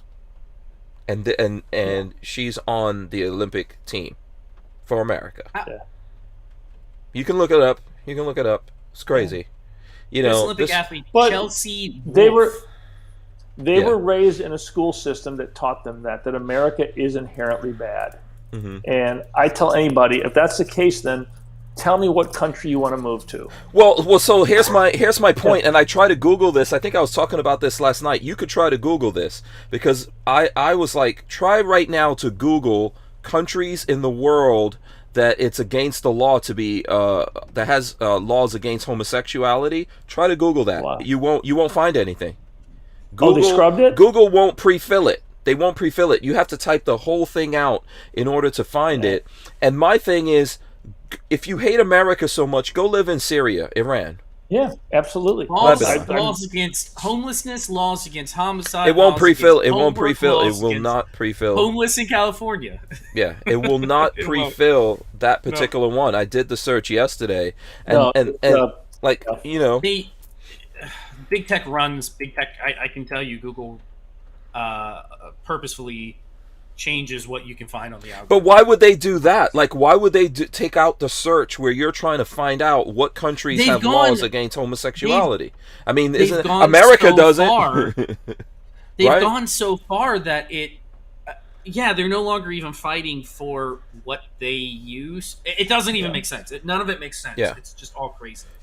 It's total insanity, and people are getting really upset about it, and they're losing because of what they're trying to push on everyone. You mentioned you had one kid that just graduated high school, one that just graduated college. How have they? Because I got out of college. I've been out of college 6 or 7 years now, so I never experienced any of this. When I was there, it was a little crazy. It was the Obama era, but it wasn't this crazy. How have they dealt with all this? It's my son going to Fordham. That's a Jesuit school. It's a little more of a religious campus, so I think they're naturally a little more conservative. I've got a daughter down in SCAD in Savannah, and my oldest just graduated high school. And but you know what? There's a lot of conservative kids in all these schools, and it's also depends on what school. I mean, I just laid down the law at the office. Not a big thing, but it's hiring people. Well, we're not going to hire anybody from Harvard, from Stanford. There's a bunch of colleges. I wouldn't hire anybody with a degree from those schools. I don't want the baggage they bring. Mm-hmm. It's not part of who we are. It's not part of our company culture. I don't want any of that crap. So and I think you're going to start seeing more and more people saying, you know what, why? I've got a neighbor whose daughter was looking at Harvard. I was like, why would you want to go there? She ended up going to Notre Dame, but it's not worth it. It's not. I mean. I had a cousin that went to Stanford, and my entire family, for the most part, is very conservative. And even coming from a conservative background, she flexed very hard towards. She didn't go all the way full liberalism, but Stanford, it changed. It definitely changed her big time. When you're immersed in a world, any culture you're immersed in, it will influence you, good or bad. It will happen. Mm-hmm. And I don't envy. I don't envy, and I hate to say it, but I don't envy your sons at their ages because of the dating right now. Is my kids are dealing with that. Yeah, Hank's kids are about the same age actually. Yeah, I've got a 22-year-old. My son's going to turn 22 on Friday. That's why we won't be here. Mm-hmm. And then the other one's going to be 21 in September, and it's batshit crazy for them. I don't envy them. It's just the world is so upside down at the moment for young men, for sure. It is, but you know what's something that's interesting I see so many guys in their early 20s that don't know how to be a man. Mm-hmm. They stand there with this goofy pose. They're so, I'm not going to say feminine, but they're not guys. Mm-hmm. And I think that there's this whole thing about toxic demasculating men and all. But you know what? At the end of the day, it might sound sexist. I think a woman wants to marry and date a man, a guy who's strong. I mean, yes, absolutely. I'm looking at my kids saying, I'm thinking, you know what? They don't know it yet, but they're going to be killing it because these guys they're not toxic anything. They will hold the door for somebody. They will help somebody. They were raised to be respectful, mindful, and to do the right thing. I think it will pay off in time. It will pay off in time. It's just the short term. As a young There's a lot of lonely women right now because of their bullshit that they're on. Yeah, a lot of women allowed this to happen, and then they're the ones being disenfranchised, and then they're also lonely. Like, my kids would rather be lonely or play video games than to talk to a lot of the women out there. They tell me all the time, we can't deal with them. They're insane. I don't want that crazy. I wouldn't want that crazy in my life. Yeah. No, I'm lucky that Marley has been fantastic. Yeah. As you what women are going to lose to is video games and the internet will take care of everything these guys want. Yep. And then it's already happening. It's already happening. It is. They're gonna have to change. Yeah. Everything goes in a cycle and waves and changes. And as crazy as it seems now, I look back at the 60s and the riots of the Democrat Party. We had the Vietnam War. We had shootings at Kent State. All that stuff happening. We had assassinations of a president, all that stuff happening. Religious leaders, everything. I think we're back to that cycle. That to me still seems crazier than it is now. Maybe I'm wrong, but really? Cities were. New York City was becoming a mess. Chicago, there was a real decline, and we came out of it. Yeah, New York City personally- ended itself several Personally, times. I feel like we are starting that cycle over. I feel like we're Yeah, I think. But yeah, we're in it. We're in one of those crazies. Yeah. It's that whole strong men make good times make weak men make bad times. We are at the weak men making bad times, which will revert back to the strong men. Yeah. The challenge that can happen, though, is every time this cycle happens, we come out of it a little farther to the left, a little farther. I mean, the far left, the far socialist, communist, they've got 50, 100-year strategies. They're not trying to do this right away, and they're slowly working. I mean, controlling education started in the 60s, and they made a conscious effort, I believe, to get teachers and get everybody teaching kids a different history, teaching them a different reality to drive this narrative that socialism is good, capitalism is bad. I think looking at all of the parents that are waking up right now and going against critical race theory, I think parents are finally kind of getting to that point where they're like, we've had enough. And they're bringing it back to center, but man, there's been so much destruction. It's a lot to bring it back to center. You know? Let me say two things. So one, I see this like a conversation. I'm not trying to hit women. I think women are incredibly important, and I don't respect weak women. I like strong women. I'm married to a strong woman. Yeah, but a strong woman doesn't have to push down a man in order to be a woman, just like a man doesn't have to push down a woman in order to be a man. And this is the thing I think a lot of people are missing. They're very different. And I don't think it's pure. I don't think that's happening. I think that drive is coming from much older people. From schools. It's peers, older peers that are trying to drive to change this narrative. I mean, it's your talk shows on TV. They're talking about all this stuff. It's So most of my son hangs out. He's got a big group of friends, men, girls, boys, men, whatever you call it. They're all good kids, and they're all. To me, I look at his group of friends, and these kids are all normal. They're doing the same thing I did, and they're all crazy, and they're having a good time. They're doing what they're supposed to be doing. Yeah, my older son actually has a girlfriend that's smarter than him, and and takes charge. And I think he's doing better for it. So the younger one, we just need to, we need to go back to the olden days, maybe where you just do arranged marriages or something. But I think everything will come in time. I'm not worried about it. Listen. We can't get out of here unless we talk about this. So I'm gonna put this story up here on the screen. This is so this news broke right before the show. McAfee, antivirus software creator, found dead in Spanish prison following extradition ruling. John McAfee found dead in a Spanish prison. There's a whole bunch of things that goes on here. Did you guys happen to hear about that, or did you miss that coming in? I saw a quick blip on it right before we started the show. Yeah. So I think he's involved in some kind of thing where he was stealing money from the company or something like that, and they're trying to extradite him. And he lost his appeal, so he was about to get extradited, supposedly, allegedly. Who knows what's going on there, but yeah, John McAfee committing suicide in a prison. I don't know. It sounds a little weird, but yeah, maybe he just didn't want to. Were the Clintons involved? Right, exactly. Yeah. The first thought. How was that my first thought? A double shot suicide.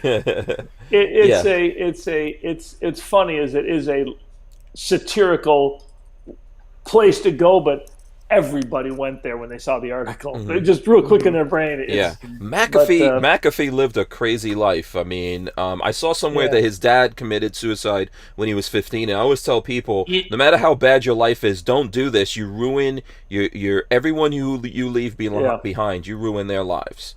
I'm sorry. Go ahead, Patrick. I was just, if anybody out there hasn't looked into McAfee in the last 15 years after he left the McAfee company, you need to go look into it. It is nuts. It is nuts. The movie on McAfee, I think there's been some documentaries.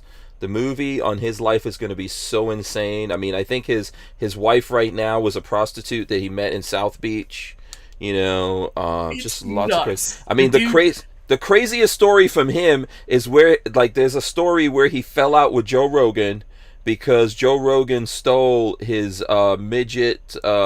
He had some midgets that he was having sex with, I guess, and Joe Rogan stole them from him. Apparently, that's the craziest story I've ever heard. So you gotta go look it up. Charlie, the guy that runs Penguin Zero, he runs Critical, runs a YouTube channel, a big YouTube channel. His podcast, they actually sat down and interviewed McAfee for like 2 or 3 hours. Go sit and listen to that. Really interesting because McAfee was like, "That's some bullshit. It never happened." So yeah, crazy. Yeah. But I look at how they're personally. If you look at how they're treating Julian Assange, I don't know if I want to be extradited personally. So I know.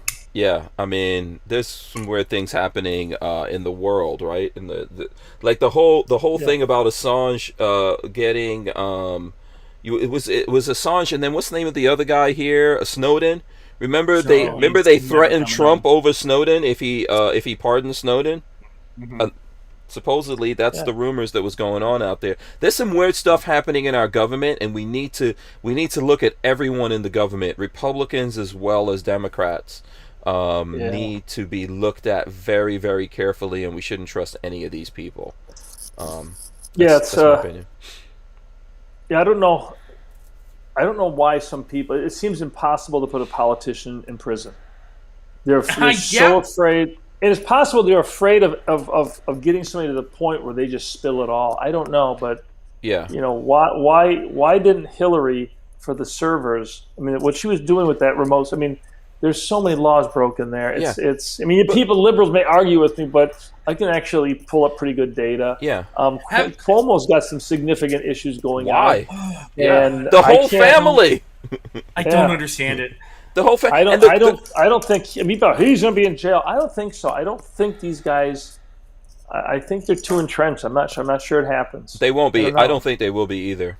Yeah. If you look at places here in Florida, we recently, DeSantis recently signed into the law, and this is within the last 6 or 8 months, people who, local politicians who, we have what's called preemption here, so no local gun laws can be made outside of what the state regulates.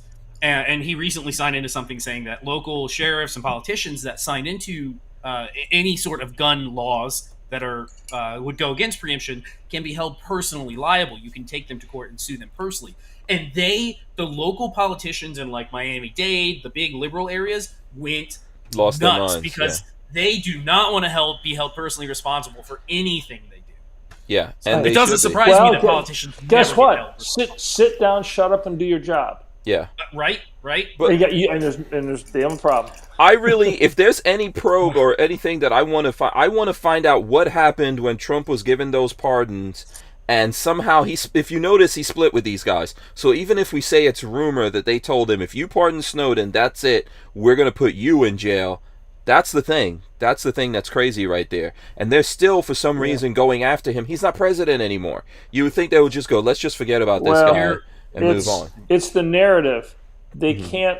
They need the news cycle. They can't show. I mean, the Biden administration has a complete shutdown on the media at the southern border. They don't want these stories out. They're trying to keep the Trump narrative going, so the midterm election they can keep that narrative, and then in 3 years, 3.5 years, they want to keep that narrative as fresh as they can. Yeah, to keep it going. There's a BBC article you can look up on the border where they actually went in and they're doing an article, and they said that then they had to sneak in cameras, sneak in everything, because the U.S. the government administration has a complete lockdown on information getting out about what's going on. And I've not seen the video; it is available, but they came out and said is what we're showing you is really going to be disturbing. COVID's running rampant in the kids. Sexual assault of the kids we have in custody by the caretakers is running. My question on the whole southern border, and nobody can answer this. None of the liberals I know can answer the question is, the Biden administration takes power in January. How is it that 12,000 kids crossed the border, unaccompanied minors, and you've got probably another 10,000 that hadn't crossed yet, so 22,000 kids. How did that many kids from Mexico all the way down into halfway down South America, how did all those kids why did they all decide at the same time to leave their homes and come to the border? How did they all get here? I mean, this is an orchestrated plan, and I'm not sure who's doing it, but there's no possible answer that these are unaccompanied kids making a, in many cases, multi-thousand-mile trip across difficult terrain. I mean, there's areas that's not that safe, yet they all arrived at the border all within 4 weeks of each other, 3-4 weeks of each other. Yeah. That's a question I ask my liberal friends, and they change the subject or they get angry with me. Yeah, and if these kids' parents look, I'm going to tell. I've lived outside of America. No matter what situation I'm in, I am not letting go of my kids. Okay? Yeah. But let's say these parents let go of their children and let them travel over here. There's no way that there should be any kind of secrecy about what's going on here with these kids. Well, no, it should not exist. Is it possible that this was orchestrated? Get the kids to the border, kids cross, a humanitarian thing. And they're talking about trying to move these kids inland, like build centers. And the kids are now in the country. Now a couple of years from now, you're going to see we've got to reunite these families. And there's going to be a program to bring all the parents over into the country to reunite them with the kids, not to send the kids back. And this Remember, whole thing, if you don't, the whole Dreamers thing during the Obama and post-Obama era, you're racist for not allowing these Dreamer kids to be here. Any parents that let go of their kids to go to any country, I don't care if it's America, any parents that let go of their kids are not the kind of people we need in America. No, I'm just trying to tell you something. I mean, how much better would third world countries be if we banned all immigration? Now, I know that sounds crazy, but one of the issues you have is you get into a country that's struggling, and you take the best of that country, the people who really have the energy to want to better themselves. It's not easy to get to America legally. It's very difficult. Especially if you live in Africa and India, countries. I've done it. Yeah, they've got the whatever it takes to figure it out, get it done, and come here. Well, if that wasn't on the table, that drive, that level of energy and drive, what if that was directed to making their countries better? And all those people, instead of coming here and pursuing wealth in America, instead pursued improving their countries. Would that make a tangible difference in third world countries? I mean, are we depleting third world countries of the very people that could drive change by making them fight to come here and then letting them in? I mean, I'm not taking the position. I'm saying it's something to look at, though. Yeah, it's something to think about for sure. Okay, listen, we could keep going here, but we got to wrap it up. We got to wrap it up. Well, listen, Tom, man, we got to have you back. I mean, this is the 2 hours went by so fast. Hopefully, it's funny because Seth, he's the one that he's one of the marketing guys. PRs, he booked the show. He's Tom, it's a 2-hour show. I go, Seth, it's the fastest 2 hours of my life. The only problem with doing shows is you age quicker because the hour, the 2 hours, just goes by. Oh yeah, it does. Yeah, when you're having a good conversation, I've had some really bad ones. This one is not that. It's been a great conversation. I hope you guys will check out SecureIt. We'll definitely have Tom back and maybe we'll do some things. I know genuinely I am building out something, so I'm gonna. I'm making some plans. I'm going to start putting money aside. Be in touch. We can. If nothing else, we can help you with design work. I'm thinking, being on the show, we can probably do a little something. We'll get you decked out. Here's what we're going to do. Before we get out of here, I'm going to go to Patrick, then I'm going to go to you, and I'm going to let you guys tell the audience out there how they can follow you, see you guys on social media, communicate, etc. We'll start with Babyface P. How can the folks do that, Patrick? YouTube.com/babyfaceP. We're on Instagram as baby_faceP. Absolutely. Okay, Tom. This is, by the way. Oh, sorry. Yeah. Go ahead. Show it. Tomorrow. The tube comes your in NVGs. tomorrow. Oh, look at that. The night vision tube will be here tomorrow. Are those legal in New York? Yes, they are. I'm looking at thermal imaging right now. Oh, good. All right. For me, the easiest thing you can do is just Google SecureIt. Just Google my name. Google SecureIt. Google Tom Kubiniec. If you want to find me personally, just Google my name. And we got enough stuff out there. I'm not crazy in Instagram. I post some stuff once in a while. I'd love to do more. I don't have time. But we've got a pretty good YouTube channel. Our website's got a ton of information on decentralized storage, those principles, on how flexible firearm storage is a better way. So good reading, good stuff, and never hesitate to reach out. And absolutely, we'll be doing some more stuff with Tom Kubik of SecureIt. Stay there, Tom. Don't go anywhere. I'm going to run in the end. We're going to come back, and you're going to leave us with the words of wisdom.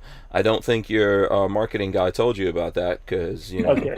But that's what we're going to do. Just stay right Roger there. That. Big thanks to Harry's Holsters for sponsoring the podcast here. Use the code Hank Strange. That gets you 10% off at Harry's Holsters. They make awesome Kydex holsters. Thanks so much to all you folks for being here. We really do appreciate you. Lots of people, Tom, saying they really enjoyed the show. I'm seeing all of that going through here. I'll try to throw up as many of them as I possibly can. So here's my thing. I am going to run in the end, and we'll be right back, and Tom's going to give us the words of wisdom. All right, guys, thanks so much for watching the show here. Make sure you smash that thumbs up button and subscribe to the channel, ring the bell, all of that. We're going to rip the audio out of this and throw it up on iTunes and all your favorite places to watch and listen. Well, listen, I guess if we're ripping out the audio, listen to your audio podcast from Tom Kubik of SecureIt. Please, sir, bless us with your words of wisdom. Don't waste time. Don't wait. Nobody knows when their front door could be kicked in, when their daughter could get, when something bad could. Don't wait. If you've got a firearm you haven't shot in a while, go out and shoot it. If you're not sure in your training, go out and get good training. It's fun. Don't wait on safety, security, and anything in life. You know what? We're giving up a day of our life to have this day. You're never gonna get it back. Make it count. Absolutely. Awesome. Well said. Thank you very much. Okay, we're out of here, guys. Tom, still stay right there. We will see you guys tomorrow. We'll be back. Thanks a lot, Patrick. We're out. Peace.